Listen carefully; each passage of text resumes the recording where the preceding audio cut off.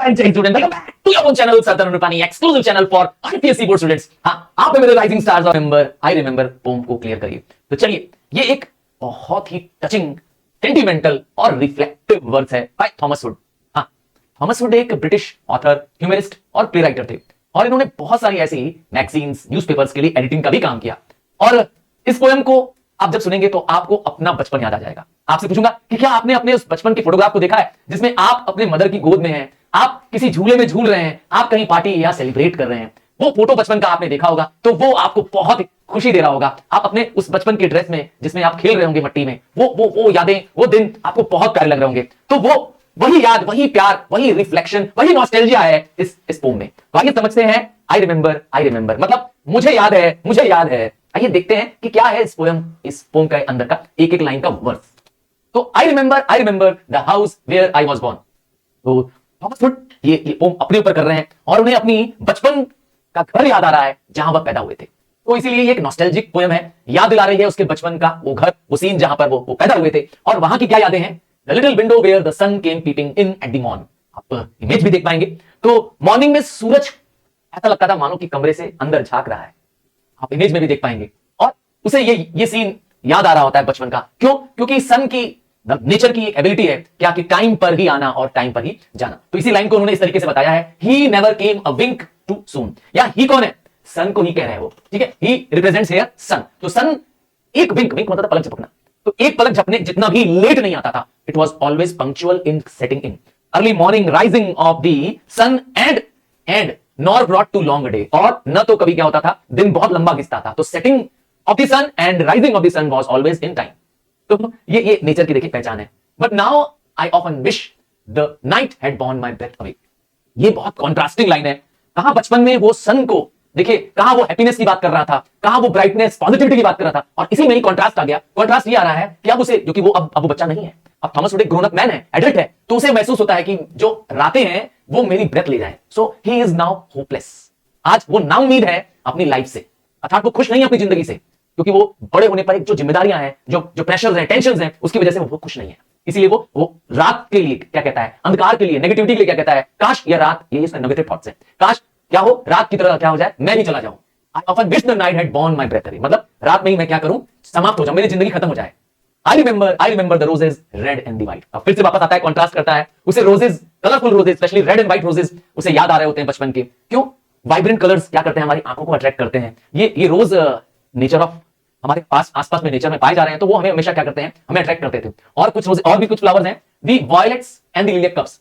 ये रहे वॉयलेट्स और ये रहे लिलियक कप्स। ये दोनों ही फ्लावर्स हैं जो ब्राइट कलरफुल हैं और ऐसा लगता है मानो कि ये फ्लावर्स क्या कर रहे हैं, लाइट दे रहे हैं। Those flowers made of light as if it appears that they had light of their own. तो ये मेमोरीज जो हैं वो बचपन की यादें हैं विद द नेचर। तो ये पोम जो है हमें नेचर के साथ कनेक्ट करती है। जब हम छोटे थे हम नेचर से ज्यादा कनेक्टेड थे। शायद आज गैजेट से ज्यादा कनेक्टेड हैं, पर बचपन में हम नेचर से ज्यादा कनेक्टेड थे। The lilacs where the robins built and where my brother set. एक और इसका मेमोरी का एक पार्ट है इनकी। जब ये छोटे बचपन में रॉबिन्स को, रॉबिन नाम देखा होगा, रॉबिन एक बर्ड है जो कि क्या करती है, नेस्ट बिल्टअप कर रही है। तो बचपन में चिड़ियाओं के घोंसले देखने का। तो लिलियक्स वेयर द रॉबिन्स बिल्ट। लिलियक वो पेड़ है, लिलियक वो ट्री है जिसपे रॉबिन्स अपने घोंसले बनाती है। और अब एक और साथ में कॉन्ट्रास्ट है, और वो कॉन्ट्रास्ट है उसके भाई का। इसको अपने बचपन में अपने ब्रदर की भी याद आ रही है जिसके साथ वो खेला करता था। तो क्या लिखा है, and where my brother set. तो उसे अपने बचपन के दिनों में अपने भाई के साथ याद आ रहा है। क्या किया था उसके भाई ने, the laburnum on his birthday the tree is living yet. Again ये फिर एक कॉन्ट्रास्ट आ जाएगा कि जो भाई है जिसने इसके बर्थडे पर लेबरनम ट्री को प्लांट किया था। आप स्क्रीन पे लेबरनम ट्री भी देख पाएंगे। एक येलोइश, गोल्डन येलोइश कलर के फ्लावर्स वाली ये ट्री होती है, बुशी ट्री होती है।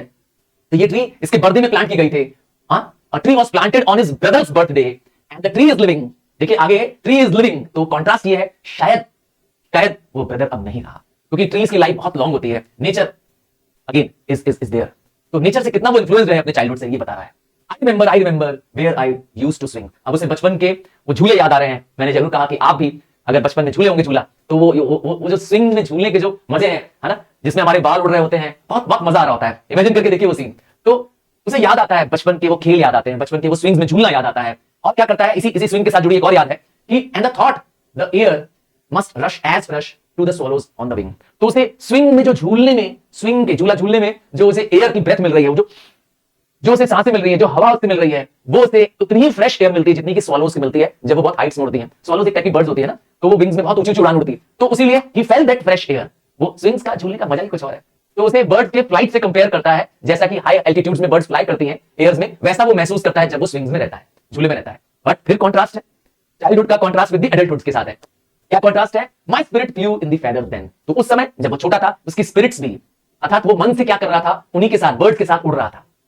स्वॉलो से कंपेयर किया था उसने, और that is so heavy now. तो ये दैट कौन है? मेरी स्पिरिट। आज वही स्पिरिट जो पहले बचपन में आजाद हवाओं में उड़ रही थी स्पिरिट, आज वही स्पिरिट मेरी बेंट डाउन है। So the problems of adulthood, pressures and tensions of adulthood, ये शो करता है। तो आज वो इतना फ्री नहीं है, आज वो बर्डन महसूस कर रहा है। एंड अब और आगे देखिए, कॉन्ट्रास्ट है हर बार। And the summer pools could hardly cool the fever on my brow. Brow इसे कहते हैं the part above the eyebrow, ठीक है ना, ये इस पार्ट को कहते हैं ब्रो, तो को कहते हैं ये है ना। तो अब उसे महसूस होता है कि जो बचपन में वो पूल्स में एंजॉय करता था, स्विमिंग पूल्स में एंजॉय करता था, उस समय तो वो उसे बहुत कूल करते थे, बहुत मजे आते थे उसमें नहाने में। आई एम श्योर कि आपको भी बहुत मजा आता होगा जब आप पूल्स में जाते होंगे नहाने के लिए। बट आज जब वो एडल्ट हो चुका है, आज वो पूल्स क्या करेंगे, इसके फीवर को, फीवर मतलब होता है हैविंग हाई इमोशंस, बहुत सारी चिंताएं, बहुत सारे प्रेशर्स, चिंताएं उसके दिमाग में भरी हुई हैं। तो एडल्टहुड की चिंताएं बहुत होती है ना। हाँ, आपके मदर फादर को भी बहुत सारी चिंताएं होंगी आपके लिए, आपकी एजुकेशन के लिए, आपके बोर्ड के पेपर्स के लिए, आपके ग्रोन अप होने के लिए, आपके कैरियर के लिए, घर के लिए, और बहुत सारी अदर चिंताएं होती हैं उनके पास। तो इसीलिए वो याद करके कह रहा है कि जब मैं एडल्टहुड में हूं तो मेरे जो ब्रो का फीवर है, अर्थात मेरे ब्रो की जो इमोशंस हैं, आई एम कॉट अप, हर समय किसी न किसी परेशानी में घिरा हुआ हूं मैं। ये परेशानियां वो समर पूल्स क्या करेंगे, ठंडा नहीं कर पाएंगे, अर्थात यहां का फीवर ठंडा नहीं होगा। आई रिमेंबर द फिर ट्री डार्क एंड हाई। और से बचपन की एक और याद आ जाती है, और वो है फर ट्री की। ये फर FIR, ये एक तरह के कॉनिफरस ट्रीज होते हैं, पाइन फैमिली को बिलोंग करते हैं, और इनकी खास बात होती है कोन शेप्ड ट्रीज होती हैं, अक्सर हाई एल्टीट्यूड्स में, ऊंचे पहाड़ों में उगते हैं। इनकी लीव्स जो होती हैं नीडल लाइक होती हैं, तो ये ट्रीज क्रिसमस ट्री के जैसे नजर आती हैं। तो इसकी भी याद उन्हें बहुत है, क्योंकि बहुत टॉल ट्रीज होती हैं। और क्या याद आता है? अब देखिए, ट्री से जुड़ाव, नेचर से फिर जुड़ाव, क्या याद आता है बचपन का? अब उसे याद आता है कि I used to think their slender tops were close against the sky. ये तो फर ट्रीज बहुत टॉल ट्रीज होती हैं, ठंडे इलाकों में उगती है, तो उसे ऐसा लगता था कि फर ट्रीज इतनी टॉल होती हैं कि इसके टॉप्स, इसके ऊंचे वाले हिस्से लगता है आसमानों को छूते हैं। ऐसा लगता है मानो कि इस पे चढ़ करके हम आसमान में चले जाएंगे, स्वर्ग में चले जाएंगे। कहते थे ना स्वर्ग ऊपर है, जब हम छोटे थे तो ऐसा लगता था कि स्वर्ग ऊपर है, स्वर्ग जो है ऊपर है और चढ़ करके चले जाएंगे। तो ये बचपन के हमारे इग्नोरेंसेस थे, ये बचपन की हमारी कुछ ऐसी चीजें थी जो हमें खुशियां देती थी। परी कथाओं के बारे में हमने बचपन में जरूर सुना होगा, आपने और मैंने परियों के बारे में सुना था। तो क्या अब आपको कोई कहता है जब आप बड़े हो गए हैं कि परियां नहीं होती हैं, अब आपको पता भी है कि परी नाम की कोई चीज नहीं होती है। कहने के लिए पहले था कि स्वर्ग होता है, परियां होती हैं, है ना, अब आपको मालूम है ये सब बकवास बात है। तो ये इग्नोरेंस बचपन का एक तरह की खुशी देता था, पर आज एडल्टहुड में, आज जब हम बड़े हो गए हैं, तो वो इग्नोरेंस बल्कि अच्छा था उस समय, जब हमें अच्छी यादें थी, एक गुड फीलिंग्स आते थे। पर आज जब हम पता चल चुका है कि ऐसा हेवन नाम की कोई चीज ही नहीं है, और ना तो ये पेड़ कभी स्वर्ग तक जाते हैं, तो ये दिमाग से अब क्या हो गया है, जो वो हैप्पी थॉट्स थे वो खत्म हो गए। तो यही वो उसे दुख देते हैं। क्या? I used to think that their slender tops were close against the sky. बचपन में उसे लगता था कि पेड़ की ऊंचाई, पेड़ की ऊंची ऊंची ब्रांचेस आसमान में पहुंच जाती हैं, and it was a childish ignorance, but now it's little Joy. Again contrast है। तो ये चाइल्डिश इग्नोरेंस जब तक था, तब तक मैं खुश था, इस बात से खुश था कि स्वर्ग तो है। मैंने अपनी कहानी और जोड़ी थी इसके अंदर कि परियां तो हैं, यहां इसमें नहीं है इस फॉर्म में, पर मैंने जोड़ा कि हमें बचपन में पता है परियां है, बूढ़ी दादी है, नानी है, तो ये अच्छी यादें थी हमारे अंदर। पर अब ये सब खत्म। खास करके जो मैंने परी वाली बात बोली, तो अब तो आपको मालूम है परियां नहीं होती हैं, है ना, न राजा होते हैं न रानियां होती हैं। तो उन सब के बारे में हमने पढ़ा सुना था बचपन में, वो यादें अब क्या हो गई हैं, खत्म हो गई हैं। अब हम रियलिटी को जानते हैं, कोई हेवन वेवन कुछ नहीं होता ऊपर पर, है ना। तो it is now little Joy. तो आज वो खुशी नहीं मिल रही है, बल्कि मैं इग्नोरेंट थे तो ज्यादा अच्छा था। आइए और समझते हैं। To know I am farther off from heaven than when I was a boy. तो आज उसे इस बात का दुख है, जब वो यंग था, जब वो एक चाइल्ड था, एक बॉय था, तो उसे बहुत खुशी थी कि वो हेवन तक पहुंच सकता है, यार हेवन नजदीक है, इस पेड़ के तो ऊपर है बस हेवन। पर आज वो इग्नोरेंस उसे नहीं है, आज उसे नॉलेज है, पर आज मैंने कहा ये नॉलेज उसे दुख दे रही है। आज उसे स्टार्क रियलिटी पता चल चुकी है हमारी सोसाइटी की, there is so much darkness, there is so much evil, there is so much pressures and tensions of the adulthood. तो इसका दुख है उसे आज। यही इस पोएम का कंट्रास्ट है। स्किम्बलशैंक्स द रेलवे कैट, ये एक अम्यूजिंग बट एक एब्सर्ड पोएम है, मतलब ये रियल नहीं हो सकती है, ऐसी पोएम है। और ये T.S. Elliot, Thomas Sterns Elliot, एक महान पोएट हैं जिन्होंने बहुत सारी पोएम्स कैट पर लिखी है। ये खुद भी एक कैट एंथुसियास्ट थे, इनके पास खुद में बहुत सारी बिल्लियां थी। वैसे तो ये इनका बर्थ हुआ था मिसूरी में, जो कि यूएस में है, पर ये शिफ्ट हो गए यूके में, लंदन में, और वहीं के रह गए। वहां पे इन्होंने बहुत सारी बिल्लियां पाली, जिनके इन्होंने बहुत सारे विंसिकल नेम दिए, अम्यूजिंग नेम दिए, और उन पर ही बहुत सारी पोएम्स लिखी, जैसे मैकेविटी द मिस्ट्री कैट। ये पोएम भी एक एंथ्रोपोमॉर्फिज्म पर बेस्ड है, मतलब एक ऐसा करेक्टर, एक ऐसा इमोशन या इंटेलिजेंस जो इंसानों में होता है, बट उसको किसी दूसरे ऑब्जेक्ट में दे दिया गया है। मतलब इंसान जैसे इमोशंस, करेक्टर और बिहेवियर एक कैट के ऊपर दिया गया है, इसीलिए ये एक एंथ्रोपोमॉर्फिज्म पर बनी पोएम है। ये पोयम एक स्पीकर जो कि एक रेलवे में बैठा पैसेंजर द्वारा बताई गई है। So the speaker of the poem is a passenger in the railway, in the train. तो क्या है ये पोयम, आइए समझते हैं लाइन बाय लाइन, एक ही शॉट में पूरी पोयम सिंपल लैंग्वेज में। इससे सिंपल आपको ये पोयम कहीं नहीं मिलने वाली है। तो स्किम्बलशैंक्स एक सुपर ह्यूमन कह सकते हैं, एक है ये कैट। सुपर ह्यूमन इसलिए कह रहा हूं क्योंकि ये एक सुपरवाइजर की तरह है, एक बिग ब्रदर की तरह है। ये एक omnipresent, omnipotent cat है, मतलब सब जगह पाई जाती है, सर्वशक्तिशाली है, सब पर नजर रखती है। इमेजिन करिए कि एक एग्जांपल देता हूं कि आप एक पिकनिक पे, एक टूर पे जा रहे हैं और टूर में आपके साथ आपके स्कूल का एक बहुत ही स्ट्रिक्ट टीचर जा रहा है जिसके सामने आप मस्ती मजाक नहीं कर सकते हैं। पर वो टीचर ये मेक श्योर करता है कि आपका टूर बहुत प्लेजेंट हो, आपको किसी चीज की कोई दिक्कत ना हो, न खाने पीने की दिक्कत हो, न सोने की, न आराम करने की दिक्कत हो, पर उसके आगे कोई बदमाशी, कोई बदतमीजी, कोई हिलैरिटी नहीं चलेगी। हाँ, ऐसा ही कुछ रोल है स्किम्बलशैंक्स का। इसके बिना तो ट्रेन चल ही नहीं सकती है। आइए समझते हैं लाइन बाय लाइन ये पूरी पोयम। तो ये पोयम रियल नहीं हो सकती, ध्यान दीजिएगा। ये एक अम्यूजिंग पोयम है, लॉजिकल जरूर है, बट आपको कहीं ना कहीं ये विश्वास दिला देगी कि ऐसा कोई व्यक्ति भी हो सकता है क्या जो सब कुछ कंट्रोल करता है, सारी कह सकते हैं ट्रेन उसके अंडर में है, चाहे वो स्टेशन मास्टर ही क्यों ना हो, ट्रेन के ड्राइवर ही क्यों ना हो, पोर्टर्स ही क्यों ना हो, हर कुछ उसके पूरे कंट्रोल में है। आइए स्टार्ट करते हैं line by line. There is a whisper down the line at 11:39 when the night mail's ready to depart. तो ये एक मेल ट्रेन है, पैसेंजर और मेल्स को, गुड्स को ले जाने वाली ट्रेन है, नॉर्थ की तरफ जाने वाली ये ट्रेन है और नॉर्दर्न हेमिस्फीयर में, मतलब ऊंचे वाले स्टेशन पे जाने वाली ट्रेन है। और इस ट्रेन को इंतजार है चलने का, क्योंकि ट्रेन को जो चलाने वाला व्यक्ति है, जिसके सिग्नल से ट्रेन चलने वाली है, वो है Skimbleshank, the main character of the poem.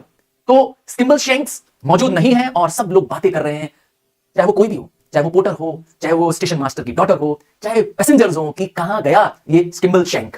और रात के 11:39 हो रहे हैं और ट्रेन को निकलने का टाइम है। ट्रेन 11:42 पे छूटने वाली है और कहीं पर भी सिग्नल देने के लिए, ट्रेन को छूटने के लिए, स्टेशन छूटने के लिए जो सिग्नल चाहिए, ग्रीन सिग्नल चाहिए, वो देने के लिए स्किम्बलशैंक्स नहीं है। सब वेट कर रहे हैं और तब तक क्या होगा? Saying Skimbleshanks, where is the Skimble, has he gone to hunt the thimble. ये एक तरह का राइमिंग बनाया गया है, स्किम्बल और थिम्बल। तो मजाक में कहा जा रहा है, प्लेफुली कहा जा रहा है कि क्या स्किम्बल कोई थिम्बल खोजने चला गया है क्या? वैसे थिम्बल एक तरह का डिवाइस होता है, मेटल या प्लास्टिक का एक ऑब्जेक्ट होता है जो थंब या फिंगर्स के ऊपर पहना जा सकता है, जिसके बाद सुई करना, सिलाई करना, स्विंग करना, स्टिचिंग करना इजी हो जाता है। बहुत सारे लोग उसको यूज करते हैं गिटार, पियानो प्ले करने में भी। तो क्या ये थिम्बल को खोजने चला गया? मजाक के रूप में कह रहे हैं, प्लेफुली कहा जा रहा है। और वी मस्ट फाइंड हिम और द ट्रेन कांट स्टार्ट। इससे ये पता चलता है कि इस व्यक्ति का, हाँ मैंने कहा था, ये जो कैट है वो व्यक्ति के फीचर्स, कैरेक्टर्स होल्ड करती है, क्वालिटीज होल्ड करती है। तो ये कैट को खोजना जरूरी है क्योंकि इसके बिना ट्रेन आगे नहीं चल सकती। See the importance of the Skimbleshank. All guards and all the porters and the station master's daughter, they are searching high and low। तो हर जगह खुदाई हो रही है, हर जगह सर्च हो रहा है। अब वो चाहे कूली हो, चाहे ट्रेन के गार्ड्स हो, चाहे इवन स्टेशन मास्टर की बिटियां भी क्यों ना हो, सब लोग खोज रहे हैं किसको? स्किम्बलशैंक्स को। और saying Skimble, where is the Skimble, unless he is nimble, क्योंकि सबको वेट है स्किम्बल का कि वो निम्बल हो जाए। निम्बल वैसे होता है एजाइल होना, एजाइल मतलब quick and fast in movement, तो निम्बल मतलब एजाइल। तो स्किम्बल के निम्बल होने का, देखिए मैचिंग वर्ड बना रहे हैं, राइमिंग वर्ड बना रहे हैं, तो स्किम्बल के निम्बल होने का वो लोग वेट कर रहे हैं कि जल्दी से वो आए और ट्रेन को क्या करे, सिग्नल दे दे कि ट्रेन शुरू हो जाए। Then the night mail just can't go. तो ये पैराग्राफ यहां तक तो यही बताता है कि स्किम्बल के बिना कोई भी ट्रेन जो है, ये ट्रेन जो है चल नहीं सकती स्टेशन से। और ठीक 11:42 पे then the signals duly nearly due, और जब सिग्नल का टाइम पूरा हो चुका है, and the passengers are frantic to a man, सारे पैसेंजर्स फ्रेंटिक है, फ्रेंटिक मतलब क्रेजी, सब परेशान है, खोज रहे हैं, इधर उधर सर्च कर रहे हैं। किसको खोज रहे हैं? स्किम्बलशैंक्स को खोज रहे हैं। 11:42। Then the Skimble will appear, और Skimble as a hero appear कर जाएगा जब सब लोग खोज रहे होंगे उसके, और appear करेगा and he will saunter to the rear। saunter मतलब होता है walk carelessly, ऐसे चलना जैसे कि कुछ हुआ ही ना हो। तो हीरो की तरह एंट्री होती है किसकी? स्किम्बलशैंक्स की होती है, और वो saunter करता हुआ, मतलब carelessly, बिना हड़बड़ाहट में, एकदम स्लो मूवमेंट से क्या करता है, पीछे से निकलता हुआ आता है ट्रेन से। He has been busy in the luggage van, क्योंकि स्किम्बलशैंक्स उस समय भी काम कर रहा था लगेज वैन में, जहां पर एक वैन है, गाड़ी का एक हिस्सा है जहां पर लगेज रखे होते पैसेंजर्स के, वहां वो बिजी था, बैग सेट करवा रहा था। तो हर जगह आप देखेंगे पूरी पोएम में हर जगह स्किम्बलशैंक्स मौजूद होगा, हर पैराग्राफ में आपको कहीं ना कहीं इसका नाम आएगा। He gives one flash of his glass green eye and the signal goes all clear। मैंने कहा था स्किम्बलशैंक्स सबसे मेन कैरेक्टर है इस पूरी पोएम का, और उसके ही आंखों की ग्रीन, आपको याद होगा बिल्ली की आंखें ग्रीन होती है, कभी आपने बिल्ली की आंखों में टॉर्च लाइट मारी है क्या? कभी लगा के देखिएगा, या रात के अंदर में देखिएगा, डर जाएंगे क्योंकि इसकी आंखें ग्रीन होती है, शाइन करती रहती है। तो वो ग्रीन सिग्नल से भी रिप्रेजेंट कर रहा है। उसकी एक कैरेक्टरिस्टिक ग्लास ग्रीन कलर की आंखें हैं जो कि बताती हैं कि अब सिग्नल क्लियर है और ट्रेन को चल देना चाहिए, क्योंकि आपको मालूम है green is a signal for movement. तो हरी बत्ती का सिग्नल दे दिया and the signal goes all clear, और ट्रेन चल पड़ती है। We are off at last for the northern part of the northern hemisphere. तो ये ट्रेन अपने डेस्टिनेशन की तरफ बढ़ जाती है जो कि नॉर्दर्न हेमिस्फीयर में है। हाँ, जो भी प्लेस इक्वेटर के ऊपर होती है उसे कहते हैं नॉर्दर्न हेमिस्फीयर। हालांकि पर्टिकुलर प्लेस का नाम नहीं बताया गया, उस पर्टिकुलर शहर का नाम नहीं बताया गया जहां ये ट्रेन जा रही है। यू मे से that by and large it is Skimble who is in charge of the sleeping car express। तो इस पूरी गाड़ी का, इस स्लीपिंग कार एक्सप्रेस का कौन इंचार्ज है? सर्वे सर्वा कौन है? सर्वे सर्वा the omnipresence, the omnipotent person is the Skimble. Skimbleshank इस पूरी ट्रेन का इंचार्ज है, चाहे वो ड्राइवर्स हो, चाहे वो गार्ड्स हो और बैगमैन हो, जो भी हो, जो भी कार्ड्स खेल रहे होते हैं, है ना, प्लेइंग कार्ड, मतलब समय ताश के पत्ते खेल रहे हैं, he will supervise them all more और लेस। इसका मतलब है हर कोई, हर व्यक्ति, हर चीज किसके द्वारा गवर्न होने वाली है इस पूरी ट्रेन में? स्किम्बल शैंक द्वारा। ये एक तरह का ही कंट्रोलर है। Down the corridor he paces and examines all the faces of the travelers in the first and the third। अब ट्रेन चल चुकी है तो क्या ये जाके सो जाता है स्किम्बल शैंक्स? जी नहीं, ये ट्रेन में भी पेट्रोलिंग करता रहता है। पेट्रोल मतलब होता है चलकर जाना और आना, ताकि सब पे नजर रखी जा सके। तो ये पूरे समय जो ट्रेन में फर्स्ट क्लास या थर्ड क्लास के कंपार्टमेंट्स होते हैं, आप तो जानते ही हैं, इन कंपार्टमेंट्स में हर एक पैसेंजर पर नजर रखा रहता है, देखता रहता है। क्या देखता है? देखिए, उन पे कंट्रोल करने के लिए he establishes control by regular patrol, अर्थात regular up and down walk करता रहता है, जैसे पुलिस पेट्रोल करती है ना। And he had known now at once if anything occurred, अगर कुछ भी होता है ट्रेन में, कुछ भी होगा, जरा सा भी कुछ होगा ट्रेन में इंसिडेंट, सबसे पहले किसको पता चलेगा? स्किम्बल शैंक्स को, क्योंकि वो हमेशा मूवमेंट पे रहता है, हर समय मूव करता रहता है। कुछ भी गड़बड़ होगी, सबसे पहले स्किम्बल शैंक्स को पता चलेगा। He will watch you without winking and he sees what you are thinking। देखिए, विंकिंग थिंकिंग, तो यहां पर स्किम्बल शैंक एक ऐसा व्यक्ति है जो आपको हर वक्त देखता रहता है, और वो भी बिना विंक की, बिना विंक मतलब बिना पलक झपकाए, और वो ये भी जान लेता है कि आप क्या सोच रहे हैं। सोचिए कितना सुपर ह्यूमन क्वालिटी है इसके अंदर। And is certain that he doesn't approve of hilarity and riot, मतलब जब ये चल रहा होगा, पेट्रोलिंग कर रहा होगा, तो आप इसके अगल बगल बदतमीजी या ओवर जैसे कहते हैं जॉय नहीं दिखा सकते। राइट करना मतलब दंगे होता है, हिलैरिटी मतलब बहुत ज्यादा एक्सप्रेशन ऑफ जॉय एंड मेरिमेंट होना, बहुत ज्यादा हा हा ही, नहीं नहीं नहीं, इसके सामने आप, क्योंकि लोग इससे डरते भी हैं और इसकी रिस्पेक्ट भी करते हैं। People fear and respect both of this Skimbleshank. So कोई भी हिलैरिटी इसको बर्दाश्त नहीं है, राइट करना, जोर जोर से हा हा ही करना, no no no. So the folk are quiet, तो सारे जो ट्रेन के बैठे पैसेंजर्स हैं इसके सामने क्वाइट रहते हैं। They behave very decently in the presence of this Skimbleshanks, क्योंकि उसे पसंद नहीं है When स्किम्बल is about and on the move, जब वहां स्किम्बल है तो वहां पर शांति है, ऑर्डर है, कोई chaos उसे पसंद नहीं है। बहुत ही डिसिप्लिन्ड वाला व्यक्ति है स्किम्बल। आइए, मैंने कहा व्यक्ति है। You can play no pranks with Skimbleshanks, he is a cat that cannot be ignored, मतलब जब वो वहां पर है आप उसे इग्नोर नहीं कर सकते हैं। You have to take care, आप अलर्ट हो जाएंगे जब वो आपके बगल से गुजरेगा। कौन? स्किम्बल शैंक। और मजाक करने को तो आप हिम्मत ही मत करिएगा, उसके बाद आप प्रैंक नहीं खेल सकते हैं, क्योंकि वो बर्दाश्त नहीं करेगा, बहुत ही स्ट्रिक्ट डिसिप्लिनेरियन है। So nothing goes wrong on the northern mail when Skimbleshanks is abroad, मतलब जब तक इस ट्रेन में स्किम्बल शैंक है तो इस ट्रेन में कुछ भी गड़बड़ नहीं हो सकता, कोई भी परेशानी आपको नहीं आएगी, क्योंकि ये वहां पे मौजूद रहता है ऑर्डर और डिसिप्लिन लाने के लिए। हर कुछ वहां पे स्मूथली चलता है स्किम्बल शैंक की वजह से। Oh, it's very pleasant when you have found him little den, found your little den. अब ये जो पैराग्राफ है इसमें आप देखेंगे कि इस नॉर्दर्न मेल में, जिसकी कहानी है ये नाइट मेल, जिस ट्रेन की कहानी है, ये जो वर्जन है इसका, उसमें जो कंपार्टमेंट होते हैं उसके अंदर जो आपको बर्थ मिलती है, बर्थ वो प्लेस होती है जहां पर आप सोते हैं आराम से, है ना। तो जो बर्थ मिली है उसको कहा गया little den. Little den, den तो वैसे शेर का होता है, जो शेर होते हैं वो डेन में रहते हैं ना, कहते हैं ना। तो लिटिल डेन किसको कहा गया? आपकी बर्थ को कहा गया है। और आपकी बर्थ में क्या क्या फैसिलिटीज है आपके पास रेलवे के अंदर, तो वो है with your name written on the door. तो दरवाजे में, बर्थ में जाने के लिए आपको दरवाजे पे आपका नाम लिखा मिलेगा, और and the birth is very neat with a newly folded sheet.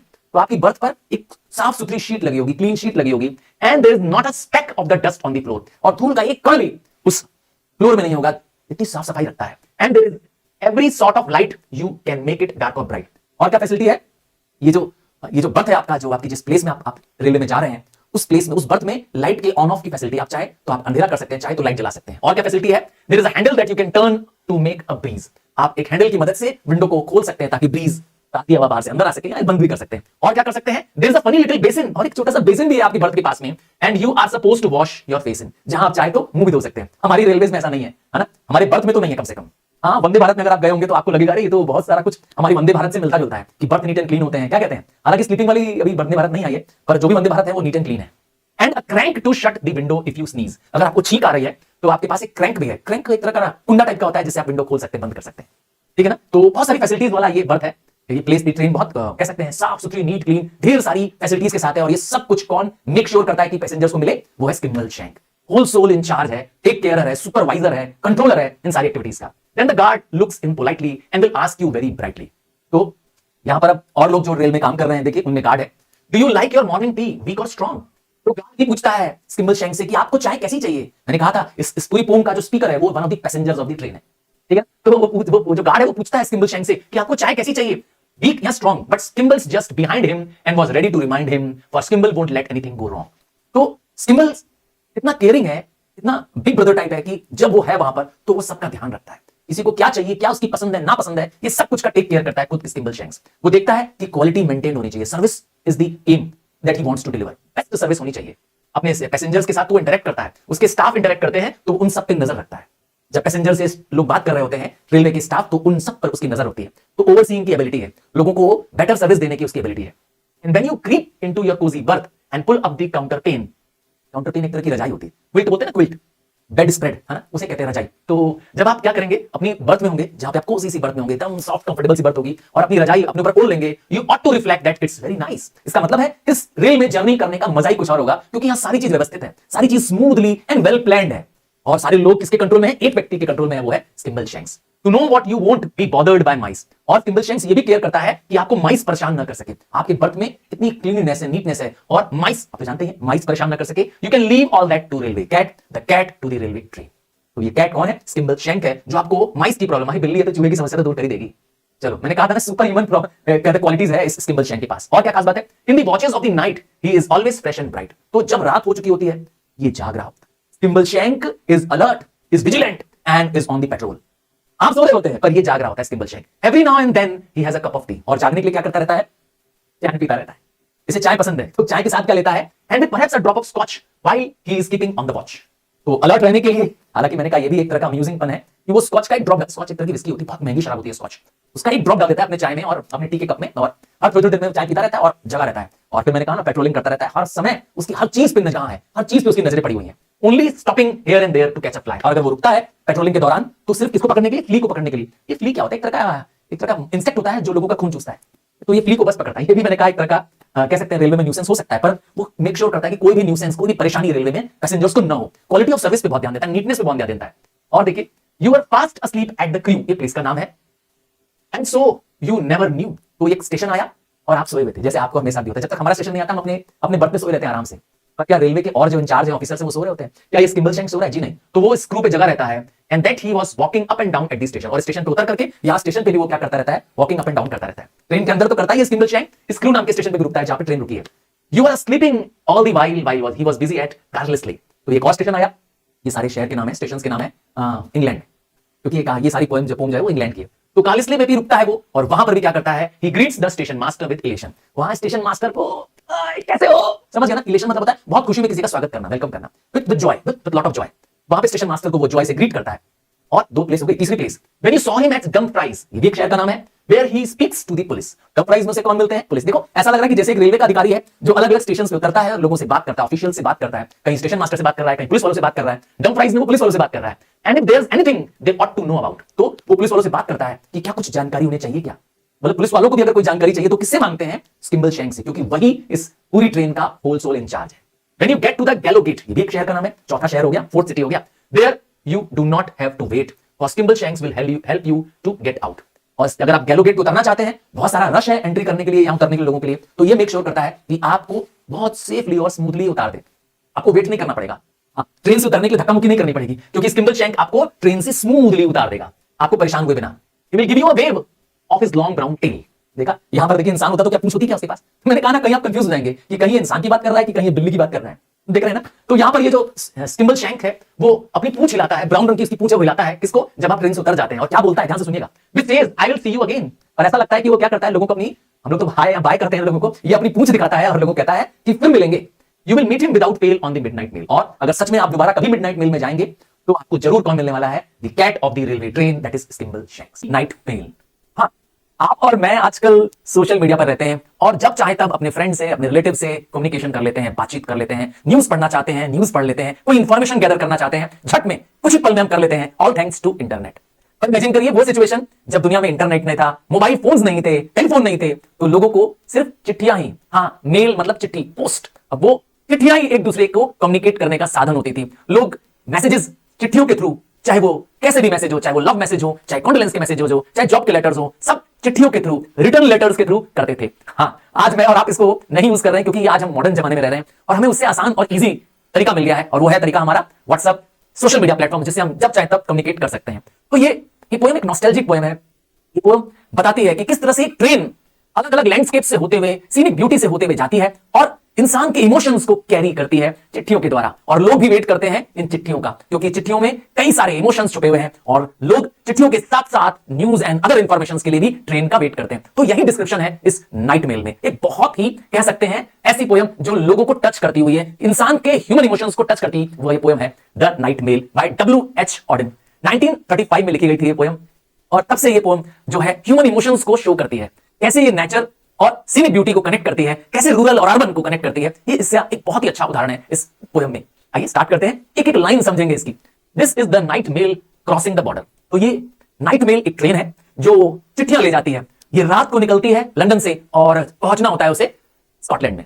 London से स्कॉटलैंड जाने वाली रात की ट्रेन, और इसमें है चिट्ठियां, ढेर सारे मैसेजेस, पोस्ट, एनवलप्स, और इसको वो कैरी करती है। और उधर स्कॉटलैंड वाले इसका बेसब्री से इंतजार करते हैं, क्योंकि मैंने बताया पहले जमाने में कम्युनिकेशंस के कोई और साधन नहीं थे, न मोबाइल फोन्स थे, न लैंडलाइंस थी, और न तो इंटरनेट था। तो समझ गए, अब लोग वेट करते हैं इस नाइट मेल का। और ये नाइट मेल को एक पर्सन के रूप में, एक ब्यूटीफुल पर्सन के रूप में, ब्यूटीफुल एक कर्मशील व्यक्ति के रूप में दर्शाया गया है।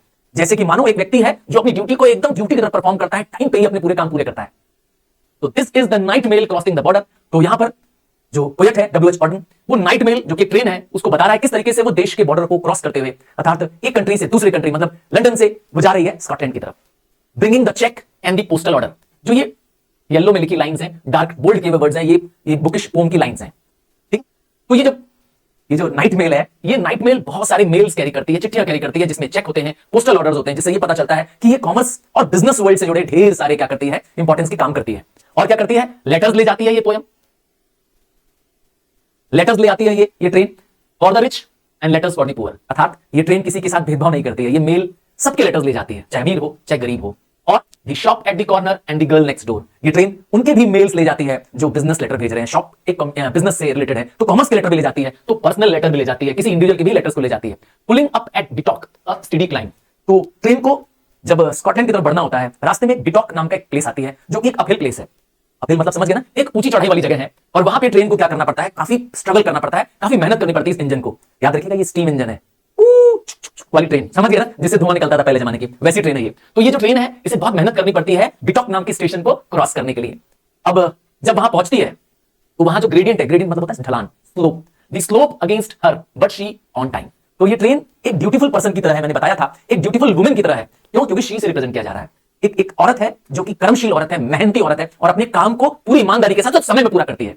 तो इसीलिए वो मेहनत करती है ट्रेन, और ऊंचाई पे चढ़ जाती है। बिटॉक नाम की जो प्लेस है वो अपलैंड है, एक ऊंची प्लेस है, और वहां पर चढ़ करके, पहुंच करके समय पर, ठीक है ना, past cotton grass and moorland borders.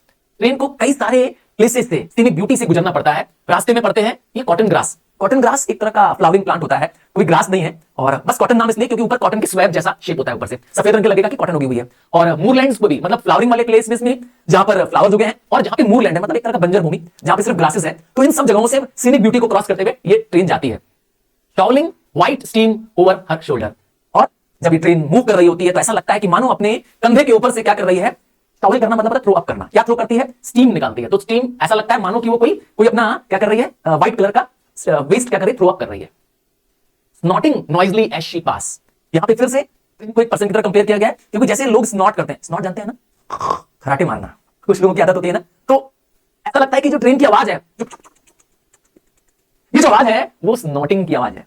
ऐसा लगता है कि कोई व्यक्ति स्नॉट कर रहा है जैसे वो गुजर रही है इन प्लेसेस। तो ट्रेन को एक लिवली, एक जिंदा व्यक्ति की तरह कंपेयर किया गया है।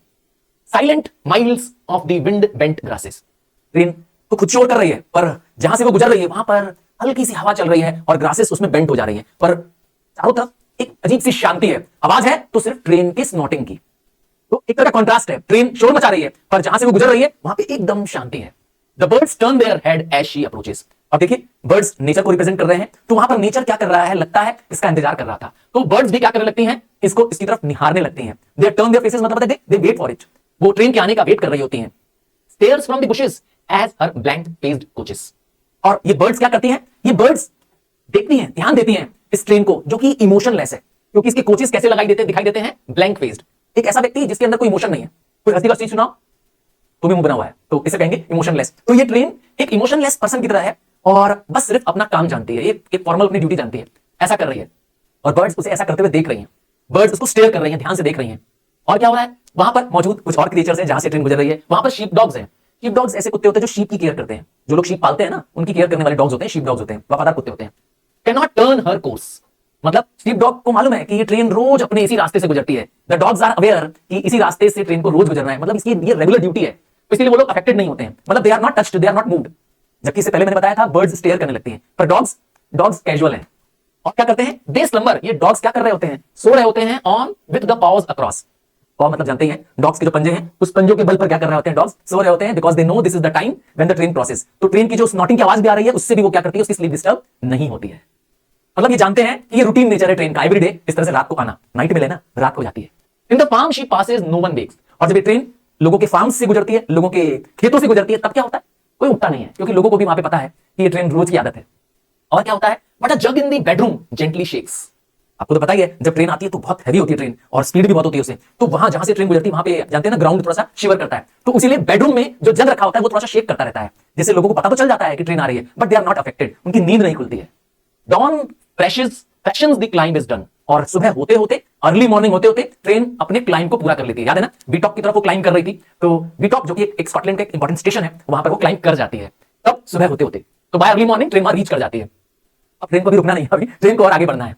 Down towards Glasgow she descends, और अब ट्रेन बढ़ जाती है वहां से ग्लासगो की तरफ। एक बहुत ही इंपॉर्टेंट इंडस्ट्रियल टाउन है स्कॉटलैंड का ग्लासगो। और क्या होता है उस दौरान, the towards the steam tugs yelping down the glade of cranes. तो ग्लासगो का कैसा एनवायरमेंट है, ग्लासगो एक इंडस्ट्रियल टाउन है, तो वहां पर बहुत सारे बोट्स, स्टीम टग्स, जैसे लगेगा कि स्टीम को पुल करने वाली बोट्स, ऐसी बोट्स जो स्टीम से चले जाती है, बड़ी बड़ी बोट्स होती है ना जो स्टीम से चलती हैं, वो टग कर रही है, टग मतलब पुल करना, yelping down the glade of crane. यहाँ पे ग्लेड ऑफ क्रेन है, मतलब वहां पे बहुत सारी क्रेन्स, क्रेन जानते हैं ना, जो समुद्र के किनारे लगी होती हैं, ये सामान को पुल करने के काम आती है। ऐसा लगता है मानो ट्रीज की तरह वो एक के पीछे एक लगी हुई हैं, they live like the trees. कौन, yelping down the glade of cranes, मतलब क्रेन्स एक के बाद एक लगी हुई हैं, और ये सब इंडस्ट्रियल टाउन की पहचान है। और क्या होता है देखिए, towards the field of apparatus the furnace. देखिए ग्लासगो एक ऐसा एरिया है जहां चारों तरफ इंडस्ट्रीज हैं, और इंडस्ट्रीज है तो वहां पर फर्नेस होगा, फर्नेस जानते हैं भट्टी होती है जहां बड़ी बड़ी आग जलती है, इंडस्ट्री में प्रोसेसिंग के दौरान चाहिए होता है, वहां पे अपरेटस होते हैं, बड़े बड़े साइज के इक्विपमेंट्स होते हैं, इन सब से गुजरती हुई ट्रेन जा रही है, रास्ते में उनको ये सब क्या कर रहे हैं, इंडस्ट्रियल एरिया दिख रही है। Set on the dark plain like the gigantic chessman. तो ये जो इंडस्ट्री के बड़े बड़े स्ट्रक्चर्स बने हुए हैं, मैंने कहा था कहीं फर्नेस बना हुआ है, कहीं अपरेटस बना हुआ है, तो ये बड़े बड़े डिवाइसेस बने हुए हैं, ऐसा लगता है मानो कि चेसमैन है। चेसमैन मतलब चेस के जो खेलने वाले, जो किंग क्वीन है ना, राजा सिपाही, ये जो चेसमैन होते हैं, ये जो पार्ट्स होते हैं, ये स्ट्रेटेजिकली प्लेस्ड है। अर्थात ये बताती है कि ये जो इंडस्ट्रीज हैं वो देश का स्ट्रेटेजिक इंपॉर्टेंस है, किस तरीके से अलग अलग जगहों पे प्लेस की गई है। All Scotland wait for her, यहां हर किसका लिए कह रहा है, इस नाइट मेल का पूरा स्कॉटलैंड इंतजार कर रहा है। मैंने बताया क्यों, क्योंकि चिट्ठियां हैं उसमें, ठीक है, कम्युनिकेशन सारा है उसमें, बिजनेस वर्ल्ड की सारी इंफॉर्मेशन है, चेक्स हैं, ड्राफ्ट्स हैं, पे ऑर्डर्स हैं, इसीलिए क्या कर रहा है, पूरा स्कॉटलैंड इसका वेट करता है। In the dark glen beside the pale green sea lochs. अब यहां पर इस लाइन पे स्कॉटलैंड की ब्यूटीफुल सीनरी को बताया गया है। ग्लेन मतलब होता है वैली, तो ट्रेन को वैली से गुजरना होता है, और वैलीज में जो डार्कनेस है उस एरिया से ट्रेन गुजरती है। और तो और पेल ग्रीन लॉक, लॉक शब्द जो है वो लेक शब्द का, लेक तालाब होता है ना, उसका स्कॉटिश वर्ड है। तो इन सब एरियाओं, इन सब रीजन से, सीनिक ब्यूटी से पास करती हुई ट्रेन क्या करती है, मूव ऑन करती रहती है। मेन लॉन्ग फॉर न्यूज, लोग वेट कर रहे हैं न्यूज पाने के लिए, बिकॉज सारे न्यूज पेपर्स भी, और इवन मैंने कहा था इंपॉर्टेंट लेटर्स भी ये कैरी करती है, तो लेटर्स और न्यूज को ले आती है। अब लेटर्स कैसे कैसे हैं जरा देखिए, तो लेटर्स ऑफ थैंक्स हैं, लेटर्स फ्रॉम बैंक्स हैं, मतलब दोनों तरह के लेटर हैं, बिजनेस वर्ल्ड के भी लेटर हैं और कॉरेस्पॉन्डेंस के भी, इंडिविजुअल कॉरेस्पॉन्डेंस के भी लेटर है। और कैसे लेटर है, letters of Joy from the girl and the boy, समझ गया ना, पर्सनल लेटर है, एक लड़का एक लड़की को लेटर लिख रहा है, पर्सनल लेटर्स लिख रहे हैं, इस तरह के भी लेटर है। कुछ लेटर्स हैं जिसमें रिसिप्टेड बिल है एंड इन्विटेशंस हैं, लेटर कुछ इस टाइप के भी हैं जिसमें बिल का पेमेंट हो गया है, रिसिप्ट प्राप्त कर लीजिए, ऐसा लेटर भेजा गया है, या इन्विटेशन न्योता दिया गया है, बुलाया गया है कि आइए मैरिज पार्टी में मेरे आना है, तो इन्विटेशन कार्ड टाइप का वो भी इस ट्रेन में आ रहा है। और क्या है, टू इंस्पेक्ट न्यू स्टॉक और विजिट रिलेशंस। कुछ लेटर्स हैं जो बिजनेस से रिलेटेड है, जैसे एग्जांपल है कि किसी को इनवाइट करना कि प्लीज आइए मेरे यहाँ स्टॉक को चेक कर लीजिए, मेरे यहाँ जो इन्वेंट्री है, मेरे यहाँ जो सामान रखा है उसको आइए जांच लीजिए। या किसी पर्सनल रिलेशन का भी लेटर है कि आओ भैया विजिट पे आओ, मेरे घर घूमने आओ, आओ मेरे शहर देखने आओ। तो इस टाइप के लेटर क्या करें, सब हैं। और क्या लेटर्स में देखिए, एंड एप्लीकेशंस फॉर सिचुएशंस, या जॉब के लेटर्स हैं कि भैया यहाँ पे वैकेंसी है, आइए जॉब के लिए अप्लाई करिए। तो लेटर्स की कितनी वैरायटी है। और कैसे लेटर्स हैं, and the timid lovers declaration, कुछ लव लेटर्स भी हैं। टिमिड मतलब होता है शाय, कोई शर्मीला लड़का है जो लेटर पे अपने दिल की सारी ये बातें लिख देता है, और वो लेटर भी इसमें है। तो ऐसा लेटर जो लव लेटर है एक शायद व्यक्ति द्वारा भेजा गया है। And gossip from all the Nations, तो देश भर की न्यूज, देश भर के रूमर्स, देश भर की चटपट मस्ती भरी बातें सब लेटर में है। और क्या है देखिए, न्यूज सर्कमस्टेंशियल, न्यूज फाइनेंशियल, अर्थात किसी पर्टिकुलर सिचुएशन से डील करती हुई न्यूज, कोई बिजनेस वर्ल्ड की न्यूज, ये सब भी इस मेल ट्रेन में आ रही है। और क्या है, letters with holiday snacks to enlarge, और क्या है, कुछ फोटोग्राफ ले गए, स्नैप मतलब फोटोग्राफ होता है, तो जो लोग वेकेशंस पे गए थे, छुट्टी पे गए थे, वहां का उन्होंने फोटो खींचा है और वो फोटो अब डेवलप होने जा रहा है। आपको पता होगा पहले जमाने में क्योंकि मोबाइल नहीं होते थे तो फोटोग्राफ के खींचने के लिए कैमरास हुआ करते थे और कैमरे में रील पड़ती थी। हाँ, रील होती थी, उसको फोटो खींचने के बाद डेवलप करना पड़ता था, कहते थे वो नेगेटिव है। हाँ, एक ब्लैक रंग की टेप टाइप की होती थी, वो इसको नेगेटिव कहते थे, इसको डेवलप करना पड़ता था और इससे फिर फोटो, हाँ उससे फिर फोटो बनती थी। आजकल की तरह आसान प्रोसेस नहीं था, आजकल तो बस क्लिक करो, कैमरे से ही प्रिंट कर दो, फटाक से आ जाती है। समझ गया ना? तो पहले फोटोग्राफ को खींचने के कैमरे के बाद डेवलप करने के लिए भेजना पड़ता था डेवलपर्स के पास, जो कि डार्क रूम होता था, वहां जाके वो फोटोज को डेवलप करते थे। तो ये फोटो आए हुए हैं चिट्ठी के द्वारा कि भैया इस फोटो को एनलार्ज करो, डेवलप करो। हाँ, शायद आप लोग उस जमाने के नहीं है, पर ये ट्रेन उस जमाने की है। Letters with faces scrolled in the margin, और कुछ लेटर तो ऐसे हैं जिसमें लोगों ने कुछ डूडल्स बना रखे हैं, अरे चेहरे वेहरे बना दिए हैं, ड्राइंग बना दी है, कुछ अलग स्केच बना दिए हैं, ताकि पता चले कि उनका कितना पर्सनल टच है लेटर में। पहले लोग करते थे, पहले लोग ग्रीटिंग्स बनाते थे तो उसमें अपनी खुद की आर्टवर्क बना देते थे, जो भी उनको फील आता था वो लिख देते थे। तो it shows personal touch for these letters. Letters from uncles, cousins and aunts, मतलब फैमिली और रिलेटिव के लेटर्स भी इस गुड स्ट्रेन में, इस ट्रेन में आ रहे हैं, नाइट मेल में आ रहे हैं। Letters to Scotland from the south of the France, कुछ लेटर्स दूसरे देश से भी आ रहे हैं, फ्रांस एक दूसरा कंट्री है, वहां से भी लेटर आ रहे हैं। इसका मतलब है कि ये ट्रेन इंटरनेशनल लेटर्स मेल्स भी कैरी करती है। और कैसे लेटर्स हैं? Letters of condolence to Highlands and Lowlands. ये कॉन्डोलेंस का लेटर कैसा होता है? किसी मिसहैप होने पर, फॉर एग्जांपल किसी के घर में कोई डेथ हो गई है तो उसको लेटर्स ऑफ कॉन्डोलेंस लोग देते हैं, शोक मनाने का लेटर, सिंपैथी का लेटर। समझ गए ना? तो ऐसे लेटर्स आते हैं अलग अलग प्लेसेस से। हाईलैंड्स मतलब समझ गए, वो मतलब from the mountainous region, and lowland मतलब प्लेन्स, तो दोनों रीजन्स के लेटर्स यहां पर आते हैं। Notes from the overseas to Hebrides, और कुछ लेटर्स तो ओवरसीज से अर्थात दूसरे कंट्री से हिब्राइड्स। हिब्राइड्स एक छोटा सा प्लेस है, एक छोटा सा आइलैंड है जो कि बहुत दूर है, स्कॉटलैंड का एक फार एंड है, कोना है समझ लीजिए, वहां तक क्या करता है ये लेटर पहुंचाता है। ऐसे भी नोट्स, ऐसे भी लेटर्स आते हैं। Written on paper of every hue, और लेटर्स भी कैसे हैं? एक कलर का लेटर नहीं है, एक कलर की वो राइटिंग या पेज नहीं है, लेटर्स भी कई सारे रंगों के हैं, कई वैरायटी, ह्यू मतलब कलर होता है, कई रंगों के लेटर्स है, जो कि बताता है कि वैरायटी ऑफ मेल्स हैं। और कैसे कल से कलर्स के लेटर्स हैं? पिंक रंग का लेटर है, वॉयलेट कलर का लेटर है, व्हाइट कलर का लेटर है, ब्लू कलर का लेटर है, अर्थात विविड इमेजेस का लेटर, विविड कलर के पेजेस का लेटर है। सबके अपने अपने इमोशंस हैं, उसी हिसाब से हैं। अब गर्ल्स होंगी तो जानते हैं पिंक लेटर्स होगा। The chatty, the catty, the boring, adoring, ये लेटर्स के कंटेंट है। लेटर्स के अंदर कभी कोई चैटी होगा, चैटी मतलब होता है सिर्फ गॉसिप्स करना, बकबक करना, और कैटी मतलब होता है कुछ मिस्टीरियस बात करना, किसी को कह सकते हैं टॉन्ट टाइप का मारना, है ना, किसी को परेशान करना, ट्रबल करना, उसे कहते हैं कैटी लेटर्स। और बोरिंग और अडोरिंग तो जानते ही हैं, अडोरिंग मतलब होता है प्यार भरे लेटर्स, जिसमें लव मैसेजेस होते हैं। The cold and official, the hearts outpouring, कुछ लेटर्स कोल्ड होते हैं अर्थात जिसमें इमोशन नहीं होता है, वो ऑफिस के लेटर्स होते हैं, फॉर्मल लेटर्स होते हैं, जैसे किसी को ज्वाइनिंग लेटर भेज दिया जाए, जैसे किसी को ड्यूटी पे आने का लेटर दे दिया जाए, तो कोल्ड एंड ऑफिशियल लेटर, जिसको हम कहते हैं फॉर्मल ऑफिशियल लेटर है। और कुछ लेटर्स ऐसे होंगे जो इमोशनल लेटर होंगे, हार्ट पोरिंग मतलब हार्ट को बाहर निकाल देना, दिल को, अपने अरमानों को क्या करना, शब्दों में बयां कर देना। समझ गए ना? तो एक तरह के इमोशनल लेटर्स हैं। कुछ लेटर्स कैसे होंगे? क्लेवर होंगे, कुछ स्टूपिड भी होंगे, कुछ शॉर्ट होंगे, कुछ लॉन्ग होंगे, मतलब हर तरह का लेटर है, हर तरह की इंटेलिजेंस का लेटर है। मतलब समझ गया ना? ये लेटर्स के टाइप है, the typed and the printed, the spelled and the spelled all wrong. कुछ लेटर्स ऐसे होंगे जो कि टाइपराइटर से लिखे होंगे, पहले जमाने में कंप्यूटर नहीं होता था, क्या होता था? टाइपराइटर होता था। समझ गया ना? पेपर टक टक टक करके निकलते थे उसमें। तो कुछ टाइप रिटन लेटर्स होंगे, तो कुछ हैंड रिटन लेटर्स होंगे, पर उनमें स्पेलिंग रॉन्ग होने की भी बहुत संभावना है। लिखा है स्पेलिंग रॉन्ग, कई सारी स्पेलिंग एरर्स भी होंगी। और क्या मिलेंगे? थाउजेंड्स आर स्टिल स्लीप, तो ये नाइट मेल अपना काम कर रही है, अलग अलग तरह के मेल्स ला रही है, और ज्यादातर लोग क्या है, अभी सो रहे हैं, क्योंकि ये अर्ली मॉर्निंग है, ठीक है। और पीपल आर स्टिल स्लीपिंग, क्योंकि उन्हें ट्रेन के बारे में पता नहीं है, they don't know about the night mail. पर नाइट मेल एक ब्यूटीफुल वुमेन की तरह अपनी जर्नी को, अपने काम को शिद्दत से कर रही है।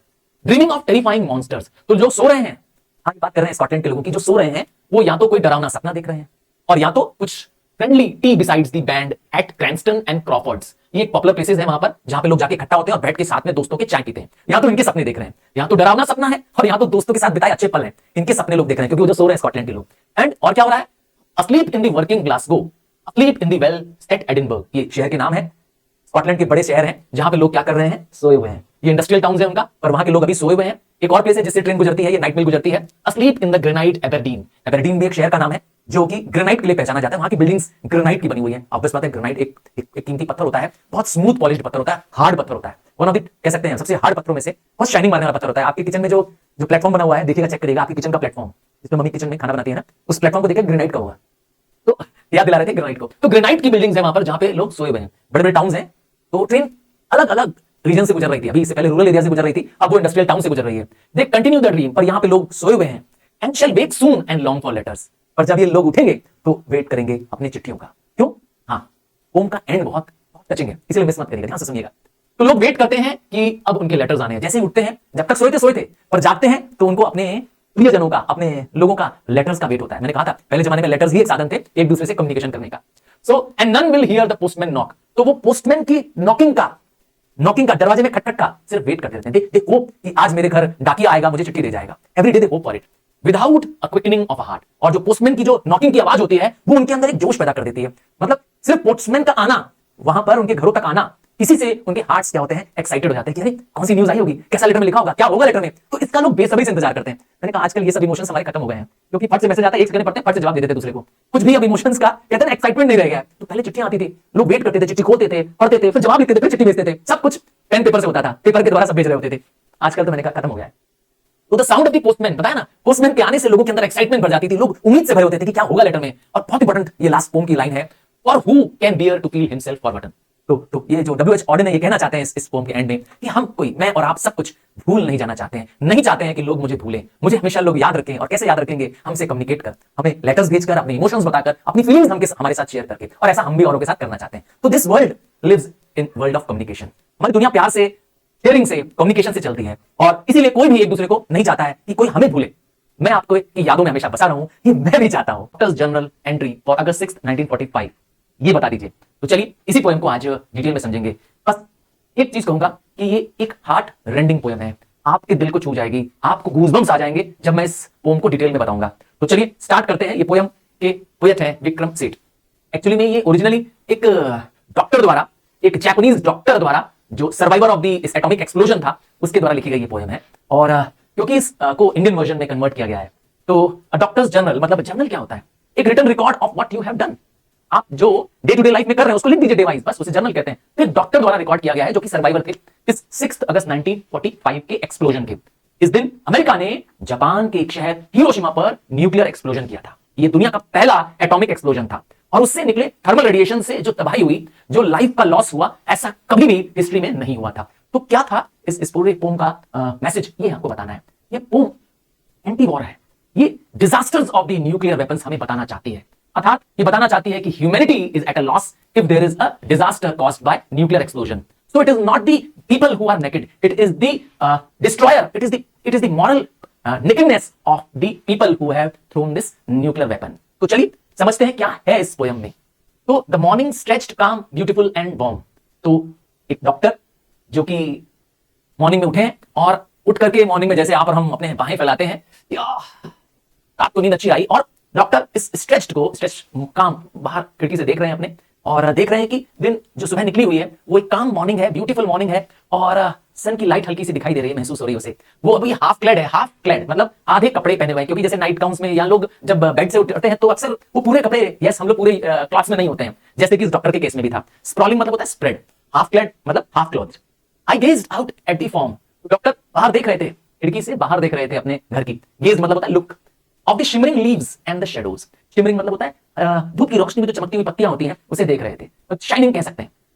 सडनली यहां से पोम एकदम बदल जाएगी। Suddenly a strong flash, then another startled me. अचानक क्या हुआ, डॉक्टर ने देखा कि एक तेज चिंगारी निकली, एक एक्सप्लोजन हुआ, फ्लैश ऑफ लाइट दिखाई दी, और फिर दोबारा। इसे डॉक्टर सरप्राइज्ड हो गया, शॉक्ड हो गया, स्टार्टल्ड हो गया। I saw the old stone lantern brightly lit. और क्या देखा, अचानक जो लैंटर्न थी वो तेजी से जलने लगी। हाँ, मतलब चारों तरफ आग ही आग दिखाई दे रही थी। क्या था, मैग्नीशियम फ्लेयर, मतलब मैग्नीशियम की फ्लेम्स। एक्चुअली जब कोई बड़ा एक्सप्लोजन होता है, आपने न्यूक्लियर एक्सप्लोजन का सीन देखा होगा, तो जो बड़ा सा गुब्बारा आप फ्लेम का देखते हैं वो मैग्नीशियम फ्लेयर है। वो जो ब्राइट लाइट आप देखते हैं वो मैग्नीशियम की वजह से है, जो कि एक्सप्लोजिव में यूज होती है। तो वो मैग्नीशियम की फ्लेम्स अभी अपने आप से क्वेश्चन पूछता है, व्हाइल आई डिबेटेड। यहां पे डॉक्टर अपने आप से ही क्वेश्चन पूछ रहा है, क्या ये मैग्नीशियम फ्लेम्स है, इतनी रोशनी जो निकल रही है। अभी वो सोच ही रहा होता है, तब तक मकान की छत, the roof, the walls as it seemed, और सिर्फ मकान की छत और दीवार नहीं बल्कि सारी दुनिया उसे लगा कि ये कोलैप्स कर रही है। The world collapsed in timber. Timber इसलिए है क्योंकि जापान में लोग जो घर होते हैं वो लकड़ियों के बनाते हैं, तो उसका पूरा घर टिम्बर वुड होता है। एंड डेब्रिस, चारों तरफ सिर्फ क्या दिखाई दे रहा है, मलबा। जहां टूट फूट सामान पड़ा हो उसे कहते हैं डेब्रिस। तो क्योंकि एक बड़ा एक्सप्लोजन था और उस एक्सप्लोजन से सिर्फ चारों तरफ क्या दिखाई दे रहा था, कोलैप्स होते हुए मकान दिखाई दे रहे थे। तो उसे लगा पूरी दुनिया क्या हो रही है, तबाह हो रही है। डस्ट स्वर्ल्ड, और धूल राउंड राउंड मूव करते हुए नजर आ रही थी, क्योंकि जब जमीन में मकान गिर रहे थे तो उससे एक डस्ट पैदा हो रही थी। अराउंड मी, उसने अपने आसपास देखा, इन द गार्डन नाउ, देखा कि उसके गार्डन पे भी ऐसा होने रहा था। इसका मतलब है कि उसका मकान भी पूरा ध्वस्त हो चुका था, गिर चुका था। एंड वियर्ड एंड स्ट्रेंज, उसे आश्चर्य हो रहा था। वियर्ड मतलब होता है स्ट्रेंज, क्यों डॉक्टर इतना आश्चर्य कर रहा था। माय ड्रॉर्स, वैसे ड्रॉर क्या होता है, अंडरपैंट्स होती है, टू लेग्ड अंडरपैंट्स होती है, कह सकते हैं अंडरगारमेंट होता है जो उसने पहन रखा था। एंड अंडरशर्ट, एक तरह से कह सकते हैं बनियान, डिसअपीयर्ड। अब आप सोचेंगे कि व्यक्ति के कपड़े कैसे चले गए न्यूक्लियर एक्सप्लोजन में। जब न्यूक्लियर एक्सप्लोजन हुआ तो एक बहुत ही इंटेंस थर्मल रेडिएशंस पैदा हुई, मतलब खूब ज्यादा हीट रेडिएशंस पैदा हुई। उस न्यूक्लियर फ्लेम में सब कुछ जल गया, तो लोगों के जो तन पे कपड़े थे वो जल चुके थे। इसीलिए डॉक्टर्स को महसूस हुआ, ये क्या, मेरे शरीर से कपड़ा कहां गया? अ स्प्लिंटर, एक लकड़ी का बड़ा सा टुकड़ा, जैसे कहते हैं splinter, jutted from my mangled thigh. तो उसकी थाई को, उसकी जांघ को एक बड़ा सा लकड़ी का टुकड़ा फाड़ता हुआ निकल गया। हाँ, पूरा फाड़ दिया। ये कहां से आया? आपको याद होगा उसकी रूफ कोलैप्स कर गई थी, वॉल्स कोलैप्स कर गई थी, तो उसमें लगे वुड से, वहां से वो स्प्लिंटर आया। माय राइट साइड ब्लड, उसके बॉडी का राइट साइड खून से जख्मी था। उसका जो चीक था, चीक समझ गए ना, चीक, ये जो माउथ का ऊपर का जो हिस्सा है वो फट चुका था, वॉज टॉर्न, मांस पूरा का डॉक्टर का बाहर निकल चुका था। एंड आई डिसलॉज्ड, डॉक्टर ने रिमूव किया, डिसलॉज मतलब रिमूव किया, डिटैच किया। क्या निकाला? अ पीस ऑफ ग्लास, क्योंकि एक ग्लास का टुकड़ा उसके शरीर पे आ लगा था, उसने उसको बड़ी मुश्किल से बाहर खींचा। जब उसने ग्लास बाहर खींचा तो साथ में क्या हुआ? All the time wondering what had come to पास।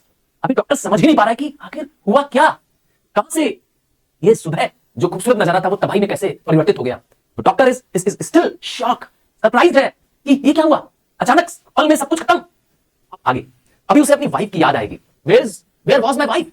अब डॉक्टर को अपनी वाइफ की याद आएगी। Alarmed I gave a shout, वो आवाज लगाएगा और अपनी वाइफ जिसका नाम है यकोसेन, उसे आवाज लगाएगा, वेयर आर यू यकोसेन। तो उसी घर के दूसरे कमरे से यकोसेन आती हुई नजर आएगी। माय ब्लड गश्ड आउट, क्योंकि डॉक्टर का खुद की नसें फट चुकी थी, चेहरा फट चुका था, उसके थाई में एक लकड़ी का बड़ा सा हिस्सा पार कर चुका था।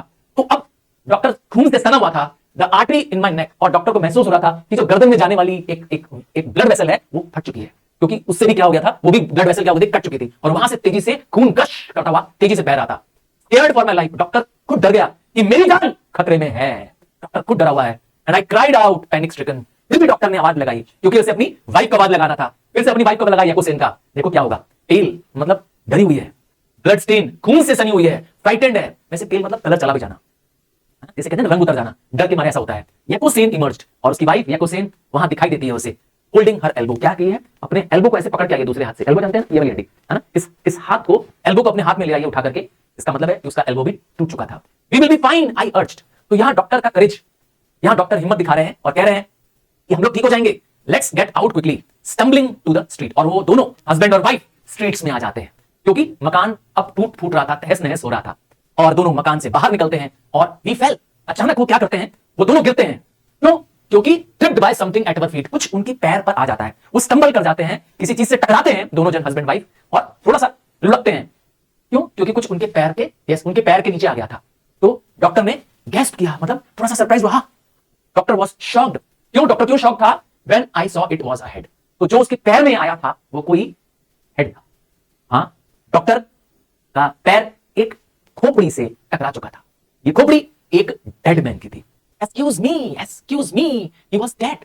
डॉक्टर तो as a normal human being, हम किसी से टकराते हैं, किसी को छू देते हैं, किसी से गलती से बाय मिस्टेक टकरा जाते हैं, तो उसको एक्सक्यूज मी या पार्डन मी करके सॉरी कहते हैं। तो डॉक्टर ने भी अनजाने में जब उसको स्टंबल किया तो डॉक्टर ने एक्सक्यूज मी बोला, पर देखा कि ये तो डेड है। कैसे डेड हो गया था? तो अ गेट हैड क्रश्ड हिम, तो उस आदमी को दरवाजा उसके ऊपर गिर गया था पूरा, जिससे वो आदमी पूरा कुचल के मर गया था, सिर्फ उसकी मुंडी बची थी जिस पे डॉक्टर ने टकरा करके स्टंबल कर रहा था। देयर वी स्टूड अफ्रेड, और ये देख के तो डॉक्टर एकदम शॉक हो जाएगा, डर जाएगा डॉक्टर। अभी डॉक्टर कुछ आगे ही बढ़ेगा सड़क पे तो देखेगा a house standing before a stilted and swayed, toppled and crashed. उनके सामने ही एक मकान हल्का सा टिल्ट, झूमेगा, स्वे करता नजर आएगा, और फिर टॉपल्ड एंड क्रैश, पूरा मकान उनके सामने ही क्रैश हो जाएगा, मिट्टी में मिल जाएगा, और साथ में निकलेगी तेज सारी आग। आप जानते हैं बिजली के बहुत सारे वायर्स होते हैं घर में, जब वो आपस में टकराते हैं तो समझ गए ना, फायर का चांसेस होता है। तो फायर निकलेगी, fire sprang up in the dust, उस मकान के मलबे से आग निकल रही है, and spread by the wind, और हवा जो चल रही है उस आग को और स्प्रेड कर रही है। It dawned on us we must get to the hospital. तो अब डॉक्टर का दिमाग अभी चल रहा है, इतना घायल, इतना फिजिकली चोट लगने के बावजूद भी उसको एक थॉट आता है। क्या थॉट आता है? कि मुझे हॉस्पिटल चलना चाहिए। क्यों? क्योंकि हमें मदद की जरूरत है। वी नीडेड एड, एड मतलब होता है help, we need medical help, doctor को इस समय जरूरत है। And I should help my staff too, और क्योंकि वो खुद भी एक डॉक्टर है तो वो सोच रहा था कि मुझे तो अपने स्टाफ की भी मदद करनी चाहिए, वहां पर और भी पेशेंट्स आए होंगे।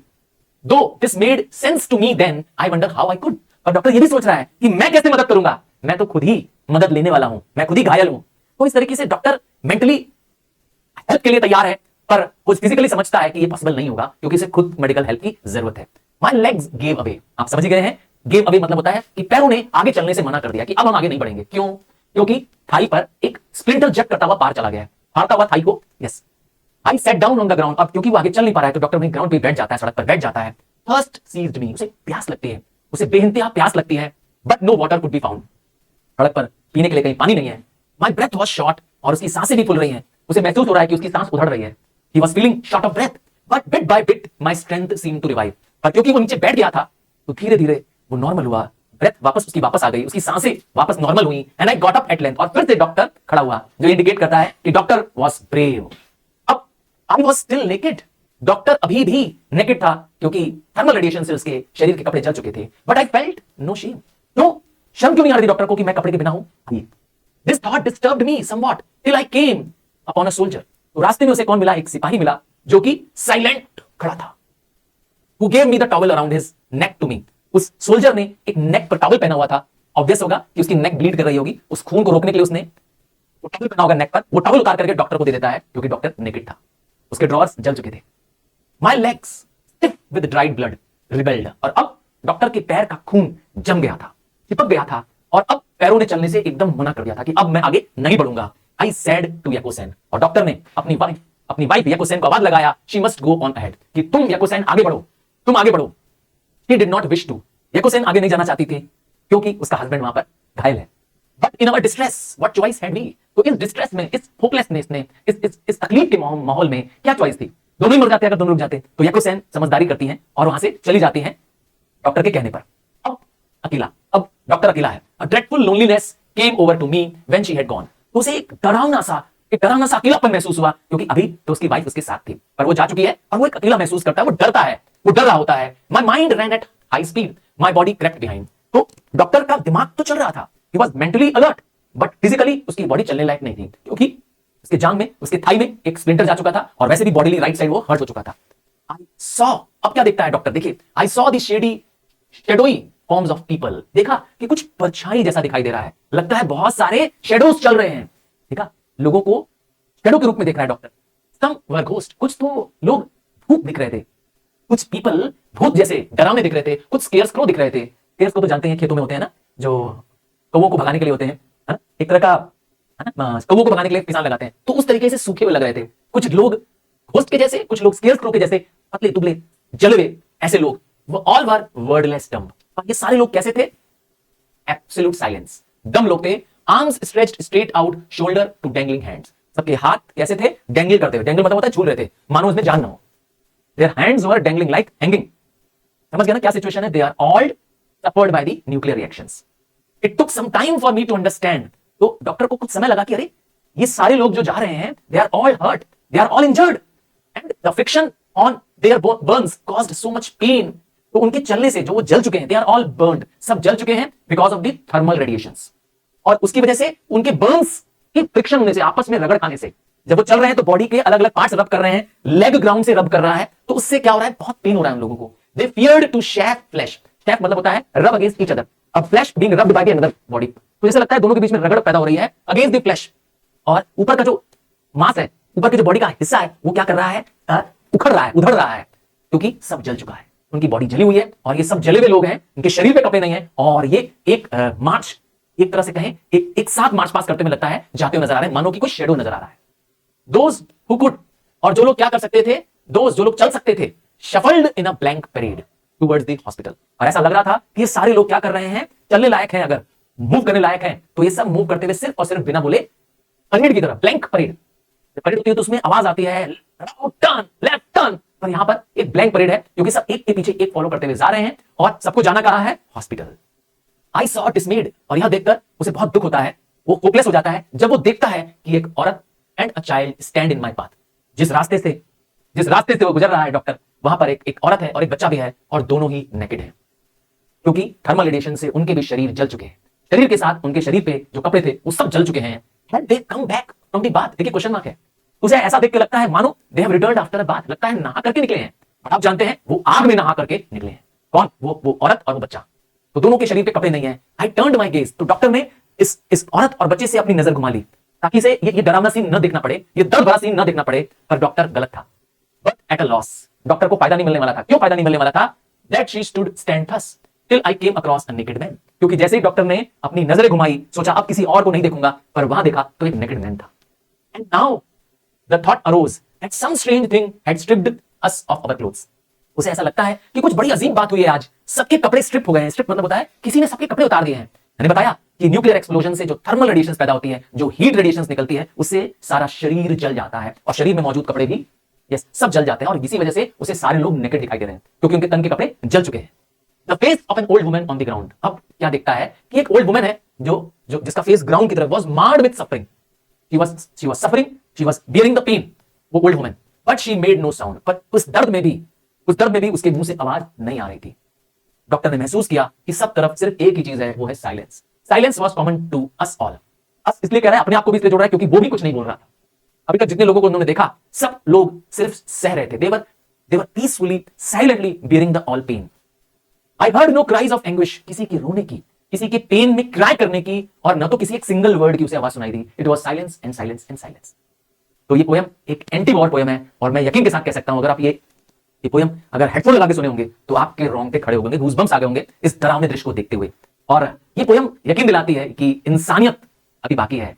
जो न्यूक्लियर एक्सप्लोजन है, वॉर है, वो कभी भी युद्ध का एंड नहीं करते हैं और इंसानियत हमेशा सबसे ऊपर है। Humanity is the biggest religion of all. Work of artifice. ये क्या मतलब हुआ? आर्टिफिश का मतलब क्या हुआ? अरे किसी को चालाकी से चीट कर लेना, हाँ, चालबाजी करने को कहते हैं। अब कहेंगे सर वर्क ऑफ आर्टिफिश कौन और किसके साथ चालाकी करने वाला है? ये आपके और मेरे साथ हर दिन हो रहा है। हाँ, किसी ने अगर आपको एक बात ध्यान दिला दी है, किसी ने आपके दिमाग में एक बात डाल दी है कि तुम कमजोर हो, तुम हमेशा पीछे रहोगे, तुम ताकतवर नहीं बन पाओगे, तुम एक कमजोर व्यक्ति हो, तो शायद एक दिन तुम्हारे मन में आएगा कि तुम अपने आप को ही क्या करोगे, कमजोर मानने लगोगे। क्या ये एक चालबाजी नहीं है? क्या आप जानते हैं वर्ल्ड वॉर 2 के दौरान क्या हुआ? नाजी लोगों ने, हाँ, हिटलर के लोगों ने क्या किया? ज्यूज लोगों पर सारा इल्जाम थोप दिया, उनको बताया कि ये सुपीरियर, हाँ, नाजी सुपीरियर रेस है और ज्यूज इंफीरियर है, और ज्यूज पर बेहद अत्याचार किया। इनको एक ऐसे कैंप में रखा जहां इसका ब्रेन वॉश कर दिया गया ज्यूज लोगों का, जहां उनको सताया गया, तड़पाया गया, बार बार ये बताया गया कि वे अच्छे लोग नहीं है, वे समाज के बहुत बुरे लोग हैं। उन्होंने ही क्या किया? वर्ल्ड वॉर 2 जर्मनी को हराया है। तो ब्रेन वॉश कर दिया, एक चीज क्या कर दी? क्लेवरली उनके दिमाग में भर दी। क्या कहते हैं? आज की पोयम कुछ इसी तरीके से है। आप यकीन जानिए, आप इस पोयम से एतबार करेंगे, मतलब you will really believe that whatever is said in this poem is absolutely relevant till date. हां, मैं ये दावे के साथ कह सकता हूं, ये पोयम आपको लगेगा कि आज की ही जनरेशन में ये भी चल रहा है। तो a work of artifice is by Marge Piercy. Marge Piercy एक अमेरिकन पोएटेस हैं, फेमिनिस्ट हैं, एक प्रोफिलिक एक्टिविस्ट हैं। इन्होंने खुद ज्यू होने की वजह से और वुमेन होने की वजह से वर्ल्ड वॉर 2 के बाद बहुत दर्द सहा, सोशल डिस्क्रिमिनेशन सहा, और तो और इन्होंने सोसाइटी में एक बहुत ही bad phase of life bear किया और उसी अनुभव को उन्होंने इस पोयम में बताया है। तो ये पोयम एक मेटाफर है। ये पोयम एक पेड़ के, यस, एक बोंसाई नाम की ट्री, आप इस पेड़ को देख पा रहे होंगे स्क्रीन पर, एक बहुत खूबसूरत सा ट्री है। याद रखिएगा, ये एक सैपलिंग नहीं है, ये पौधा नहीं है, बल्कि एक फुल ग्रोन ट्री है जिसकी हाइट सिर्फ 9 इंचेस है। हाँ, लगभग इतनी जितना मैं आपको दिखा रहा हूं। 9 इंच आपके जो स्केल है आपके पास रखी ना, सोच लीजिए उसका 9 इंच कितना छोटा होता है। जो पेड़ 80-90 फीट तक ऊंचा जा सकता था, हाँ, लगभग 5 मंजिल 6 मंजिल ऊपर तक जाने वाला पेड़, उसको क्या कर दिया गया है? 9 इंच तक सिर्फ क्या किया गया है? उगने की अनुमति दी गई है। ये जैपनीज आर्ट है। हाँ, इसी को मेटाफर बना करके आज की पोयम का इस्तेमाल हुआ है। आइए पहले समझते हैं इस पोयम में क्या क्या मेटाफर हुआ है और मार्ज पियर्सी ने ऐसा क्यों किया है। वुमेन्स को बोंसाई ट्री की तरह क्या किया गया है? मेटाफोरिकली ट्रीट किया गया है। अर्थात womens represents like a bonsai tree in a pot. कि खूबसूरत से आर्टिस्टिक पॉट में एक वुमेन को, हाँ, एक ट्री को रख दिया गया है, वैसे ही वुमेन को घर में, हाँ, कैद कर लिया गया है एक डोमेस्टिक प्लेस के अंदर, ताकि वो अपने फुल पोटेंशियल के साथ न ग्रो कर पाए। यही है इस पोयम का एक बेसिक अर्थ। अब इस पोयम में बहुत सारे मेटाफर इस्तेमाल हुए हैं। बहुत मेटाफर, अरे भाई, जब आप किसी को कंपैरिजन के लिए यूज करते हैं तो उसे मेटाफर कहते हैं। जैसे मैं एक मेटाफर बोलता हूं, यू आर अ लॉयन, तो मैंने तुम्हें क्या किया? तुम्हें लॉयन के जैसा बता दिया। हाँ, तो जब आप किसी को किसी से तुलना करते हैं, कंपैरिजन करते हैं, तो उसे मेटाफर कहते हैं। और तो किस किस का मेटाफर यूज किया गया है, आइए पहले इसको समझ लेंगे, तब हम जानेंगे। वैसे एक बात और बता दूं कि इस पोयम में जो डिक्शन इस्तेमाल किया है वो यूज ऑफ गार्डनिंग किया गया है। गार्डनिंग की टेक्निक, क्योंकि बोंसाई एक गार्डनिंग टेक्निक है, तो गार्डनिंग टेक्निक में प्रून वर्ड, ट्रिम वर्ड, है ना, तो गार्डनिंग का इस्तेमाल क्या है? लैंग्वेज गार्डनिंग का इस्तेमाल है, पर इसका एक गहरा अर्थ है। पूरी पोयम में कहीं कोई राइम स्कीम नहीं है और कोई भी एक लाइन पोयम की ऐसी नहीं है जो 6 वर्ड से बड़ी हो। कोई भी राइम स्कीम फॉलो नहीं की जा रही है और 24 लाइंस की ये पोयम है और पोयम को ऐसा लग रहा है कि जैसे पोएटेस चाहती है एक फ्लो में अर्जेंटली बता देना कि वो क्या मैसेज डिलीवर करना चाहती है। आइए पहले मेटाफर के बारे में समझेंगे और फिर पोयम की एक एक लाइन को आपको क्लियर करेंगे। चलिए स्टार्ट करते हैं। पहले इस पोयम में क्या क्या कंपैरिजंस यूज किए गए हैं, इसके लिए मैं आपको लास्ट में ले चलूंगा। आइए, तो मेटाफर जो यूज किए गए हैं उसमें गार्डनर का इस्तेमाल किया गया है। ये गार्डनर कौन है? अरे भाई, हमारी सोसाइटी ही गार्डनर है। हम पुरुष प्रधान सोसाइटी, मेल डोमिनेटेड सोसाइटी को कहते हैं पेट्रियार्चल सोसाइटी, जो आज भी है। आज भी लड़कियां लड़कों के बिना घर से बाहर नहीं निकल रही हैं। आज भी सोसाइटी में मेल ही सोसाइटी के नॉर्म्स बना रहे हैं, नियम रूल्स रेगुलेशंस बना रहे हैं, और वुमेन्स को उनको फॉलो करना हो रहा है। तो गार्डनर कौन है? हमारा समाज जिसमें पुरुष प्रधान है, अर्थात मेल डोमिनेट कर रहे हैं। बॉन्साई ट्री कौन है इस पोयम में? बॉन्साई ट्री वो वुमेन्स हैं जिनको आर्टिस्टिकली डेकोरेट किया गया है और पर्पसफुली उसको ड्राफ्ट कर दिया गया है, अर्थात उनको अपनी फुल पोटेंशियल दिखाने की एबिलिटी नहीं दी जा रही है। ये कौन कर रहा है? ये पेट्रियार्चल सोसाइटी कर रही है। और क्या किया जा रहा है इसमें? विटलिंग एंड प्रीविंग शब्द का जो इस्तेमाल हुआ है वो एक्चुअली ब्रेन वॉशिंग है। हाँ, वुमेन्स का ब्रेन वॉश कर दिया गया है और उन्हें कन्फाइन अर्थात कैद कर लिया गया है। और कहां कैद किया गया है? अपने घरों में। हाँ, उस खूबसूरत घर में कैद कर लिया है जहां उसकी पोटेंशियल को दबा दिया गया है। और क्या किया गया है? पॉट शब्द का इस्तेमाल किया गया है। पॉट क्या है? हाँ, बोन्साई खूबसूरत से पॉट में होता है। और पॉट क्या है? एक कंफाइनमेंट, एक कैद। और हमारे केस में वुमेन के लिए कैद क्या है? उसका घर। क्योंकि जब वो सेफ जोन में रहेगी, यह कह करके उसको रखा जाता है कि तुम सुरक्षित हो क्योंकि हम पुरुष तुम्हारे साथ हैं। यह कह करके वुमेन्स को कमजोर बनाया जाता है, यह कह करके वुमेन्स को रात को नहीं निकलने देता है, यह कह करके वुमेन्स को एक ही जगह पर रहने को मजबूर कर देता है, जिसकी वजह से वो अपना बेस्ट या अपनी काबिलियत को पूरी तरह से शो नहीं कर पाती है। और लास्ट क्या वर्ड है? Cozi attractive pot. कोजी मतलब होता है कोई कूल, कोई वार्म, हाँ, कोई वार्म कंफर्टेबल प्लेस। तो एक तरह का डिसेप्टिवली सेफ डोमेस्टिसिटी, अर्थात वुमेन्स को यह यकीन दिलाया जाता है कि आप घर में सेफ हैं, पुरुष होने की वजह से, पुरुष साथ में है आपके, इस वजह से आप सुरक्षित हैं। यह भावना वुमेन्स में भर दी जाती है। बचपन से ही जब वो छोटी होती है उसे बाहर नहीं जाने दिया जाता है, उसके कपड़ों पर नजर रखी जाती है कि वो क्या पहन रही है, क्यों पहन रही है, नजर रखी जाती है कि अगर वो कहीं बाहर जा रही है तो वो लेट ना आए क्योंकि उसका भाई या उसके पापा या उसका कोई घर का बड़ा पुरुष उसके साथ रहे। क्या दिखाने के लिए? कि औरत कमजोर है। ये उसके दिमाग में भर दिया गया है बचपन से ही। यही इस पोएम का एक गहरा अर्थ है। फेमिनिज्म पे पोएम है, बताना चाहती है कि वुमेन्स को भी इक्वल राइट्स मिलने चाहिए। चलिए स्टार्ट करते हैं। तो bonsai tree in the attractive pot could have grown 80 feet tall on the side of a mountain till split by the lightning। तो पहले ही ये जो पैराग्राफ आप समझ पा रहे होंगे, हाँ, पहले ये जो लाइंस है ये क्लियर बता रही है कि बोन्साई ट्री होता है। मैंने बताया ये जैपनीज मेथड ऑफ गार्डनिंग है, जैपनीज टेक्निक है, जिसमें एक बड़े पेड़ को क्या किया जाता है? एक पॉट में ग्रो किया जाता है और कुछ इस तरीके से इसको ग्रो किया जाता है कि ये और हाइट न ले पाए। हाँ, ये अपनी हाइट को नहीं छुपाता है, इसको पर्पसली ड्राफ्ट कर दिया जाता है, बौना बना दिया जाता है। हाँ, तो the bonsai tree in the attractive pot, एक खूबसूरत से पॉट में रखा जाता है। इससे बोन्साई ट्री का अट्रैक्शन, हाँ, ब्यूटी और बढ़ जाता है। और यही बोन्साई ट्री अगर क्या होता, माउंटेन में अगर ग्रो कर रहा होता ये पेड़, तो करीब 80 feet टॉल होता। हाँ, अप्रोक्सीमेटली 5 to 6 फ्लोर की बिल्डिंग जो होती है ना, वो 80 feet टॉल होती है। सोचिए 6 फ्लोर्स की बिल्डिंग जितना टॉल ये पेड़ होता, अपने फुल पोटेंशियल में अगर होता तो इतना होता। और टिल स्प्लिट बाय लाइटनिंग, और तब तक ये खत्म ना होता। इतनी स्ट्रेंथ होती, इतना हाइट होती इस पेड़ की कि इसे सिर्फ लाइटनिंग ही, सिर्फ बिजली गिरती है पेड़ों पर और वो क्या हो जाते हैं? स्प्लिट हो जाते हैं और तब खत्म होते हैं। तो क्या पोटेंशियल था उसके पास अगर ये पेड़ बाहर रहता तो? पर ऐसा है नहीं। हमने भी वुमेन्स को क्या कर रखा है? इसी तरीके से घरों में कैद कर रखा है। कौन कर रहा है कैद उसे? आइए समझते हैं। तो but a gardener carefully pruned it. तो यहाँ गार्डनर कौन है? हमारी सोसाइटी है जहां मेल्स डोमिनेट कर रहे हैं, हम पुरुष प्रधान हैं। यही क्या कर रहे हैं? केयरफुली उन्हें प्रून कर रहे हैं। किसको? यहाँ पर बोन्साई को प्रून करने की बात कर रहे हैं। प्रून करना मतलब होता है ट्रिम करना। हाँ, वो चीज जो एक्स्ट्रा पार्ट्स आए हैं उसे कट कर देना, जैसे कि आप इस डायग्राम पे, हाँ, इस इमेज पे भी देख पा रहे हैं। ये एक पेड़ है जिसके खूब सारे ब्रांचेस को क्या कर दिया गया है? कट कर दिया गया है और छोटा बना दिया गया है, कहते हैं प्रून्ड कर दिया है। इस इमेज को देखिए, इस इमेज से इस इमेज तक प्रून्ड कर दिया गया। तो यही गार्डनर भी कर रहा है, बोन्साई ट्री को क्या कर दे रहा है? कट करके शॉर्ट कर दे रहा है, ड्राफ्ट बना दे रहा है। और यही हम इंसान भी कर रहे हैं, यही मेल लोग भी कर रहे हैं। लड़कियों को क्या कर दे रहे हैं? प्रून्ड कर दे रहे हैं। कैसे कट कर रहे हैं? कट कर रहे हैं उन्हें यह जता करके कि वह घर में सेफ है। कट कर रहे हैं उनको बाहर जाने से रोक रहे हैं। और क्या कर रहे हैं? It is 9 inches high. आज ये बोन्साई ट्री कितनी रह गई है? सिर्फ 9 inch हाइट, जो कि बहुत ही छोटा होता है, एक डॉल के जितना होता है मुश्किल से। तो ये बोन्साई ट्री जो कि 80 feet हो सकता था, सिर्फ 9 inch का बच गया है। एवरी डे, और हर दिन, एज ही, यहां ही कौन है? गार्डनर। और गार्डनर कौन है? हमारी सोसाइटी में मेल्स। तो जो मेल्स हैं वो विटल करते हैं। विटल क्या होता है? कट करना विद नाइफ। आपने देखा होगा कि पेड़ों को जो गार्डनर्स होते हैं ऊपर से कट कर देते हैं ताकि एक्स्ट्रा ब्रांचेस और एक्स्ट्रा हाइट उसकी क्या हो जाए? कट हो जाए, एक्स्ट्रा ग्रो ही नहीं करने देते हैं। विटल अगेन मींस कट कर देना। विटल बैक दी ब्रांचेस, अगर उसकी ब्रांचेस नहीं ग्रो कर जाती है उसे कट करके, नाइफ से कट करके छोटा कर देते हैं। और साथ में क्या करते हैं? गार्डनर क्रून करता रहता है। क्रून मतलब होता है हम करना। क्या है? क्रून। तो गार्डनर ऐसा क्रून कर रहा है, इतना मेल जो है हमारी सोसाइटी के, वो ऐसे रिलैक्स्ड हैं औरतों की पावर्स को छीनकर, उनके पोटेंशियल्स को कम करके, और ऐसा बिलीव कर रहे हैं जैसे उन्होंने बहुत अच्छा काम किया है। ऐसा वो बताना चाहते हैं वुमेन्स को कि they have done something good, they have done good, that they have controlled the growth of the women's. Women's को उनके फुल पोटेंशियल तक नहीं आने दे करके मेन अच्छा काम कर रहे हैं, ये उनको यकीन दिला रहे हैं। कैसे? क्योंकि मेन क्या है? रिलैक्स्ड है, क्रून कर रहे हैं। क्रून मतलब होता है हम करना, सिंग करना लो टोन में, ठीक है। और ये गार्डनर, मैंने कहा, मेल्स हैं। It is your nature. और वो क्या यकीन दिलाना चाहते हैं वुमेन्स को? कि ये उनका नेचर है।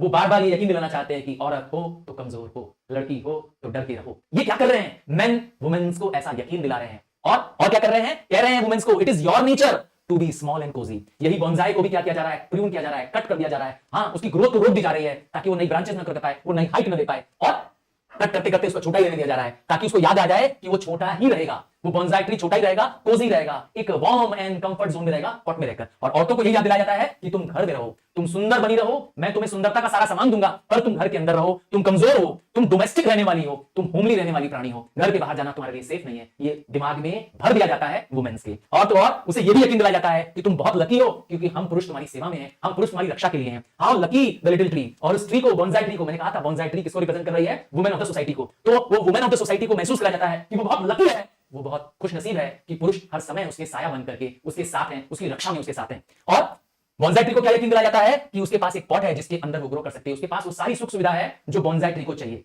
वाटर चाहिए, सॉइल चाहिए और फर्टिलाइजर चाहिए। तो ये सब कुछ कौन प्रोवाइड कर रहा है? गार्डनर प्रोवाइड कर रहा है। पर बदले में क्या ले रहा है? उसकी आजादी।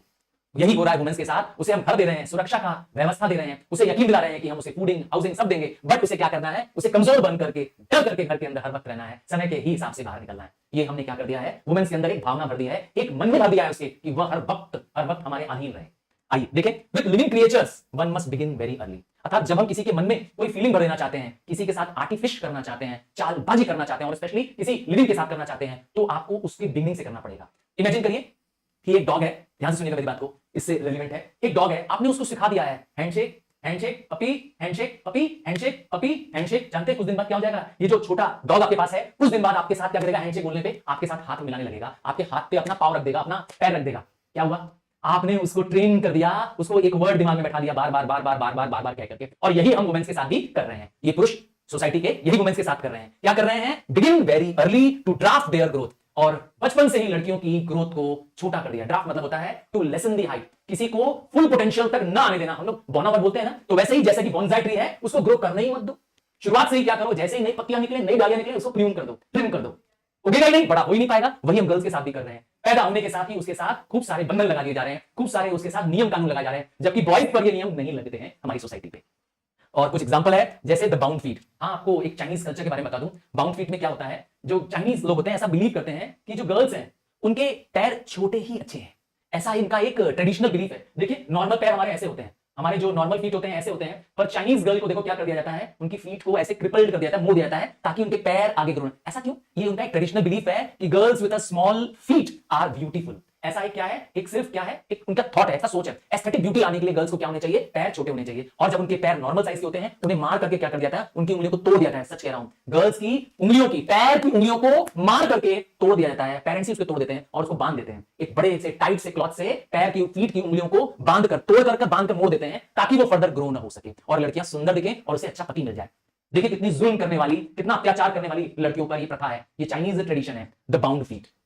समझ गया ना? तो हमने बचपन से ही लड़कियों को सुंदर बनना सिखाया, ब्यूटीफुल बनना सिखाया, बताया कि तुम सुंदर बनो, तुम अपनी सारी एनर्जी कहां लगा दो? अपने ब्यूटिफिकेशन में लगा दो। हाँ, अपने नॉलेज को एक्सप्लोर करने में मत लगाओ, बाहर मत निकलो, मैन से क्वेश्चन मत करो, बल्कि अपना सारा दिमाग अपनी सुंदरता में लगा दो, अपना सारा दिमाग डॉल बनने में लगा दो, ब्यूटिफिकेशन में लगा दो। सो द बाउंड फीट इसी को सिंबलाइज करता है। और क्या करते हैं हम लोग? वुमेन्स के दिमाग को क्रिपल कर दिए। क्रिपल मतलब होता है अपाहिज कर देना, क्योंकि उसकी सोच हमने क्या कर दिया है? डाइवर्ट कर दी। We have, the men have diverted the thoughts of the women. उनके थॉट्स को कहां लगा दिया है? सिर्फ अपने ब्यूटिफिकेशन में। और उनको भी यकीन दिला दिया गया है, they have been shown, they have been proved कि they are safer with their men counterpart। ये यकीन दिला दिया गया औरतों को। तो ब्रेन क्या हो गया? उनका इंपेयर्ड हो गया है। नए और बेटर और हायर थॉट्स लाने के लिए उनके पास ब्रेन बचा नहीं है। वो सिर्फ अपना सारा टाइम एनर्जी सिर्फ अपने ब्यूटिफिकेशन में लगा रही है। तो दिमाग को क्रिपल कर दिया गया है, कमजोर कर दिया गया है, अपाहिज कर दिया गया है। The hair in the curlers. देखिए एक लड़की को, देखिए क्या पहन रखा है उसने? कर्लर्स पहन रखा है। कर्लर्स क्या होते हैं? अक्सर आप देखेंगे पार्लर में गर्ल्स अपनी बाल को कर्ल कराती है ना, राउंड राउंड से करा लेती है। इसके लिए एक ऐसा डिवाइस लगता है, इसे कहते हैं कर्लर्स। तो क्या दिया गया है?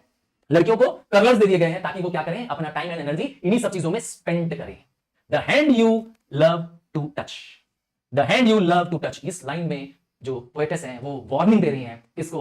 गार्डनर को, कि गार्डनर ने, जिसने इस वुमेन को क्रिएट किया, जिससे वो प्यार करता है, पर उसी को वो डिस्ट्रॉय कर रहा है। वो वार्न करना चाहती हैं, वो केयरफुली बताना चाहती हैं कि this is not right, this is not the right way. कि उसने जिस वुमेन को बनाया, जिसको उसने अथॉरिटी देनी चाहिए थी, जिसको लिबर्टी देनी चाहिए थी, उसको उसने क्या कर दिया है? कमजोर कर दिया है। हाँ, तो यही इस पोएम का एक गहरा अर्थ है। Feminism is the main motive, है ना, ये बताने के लिए कि the women has been dominated by the male counterpart. तो थैंक यू।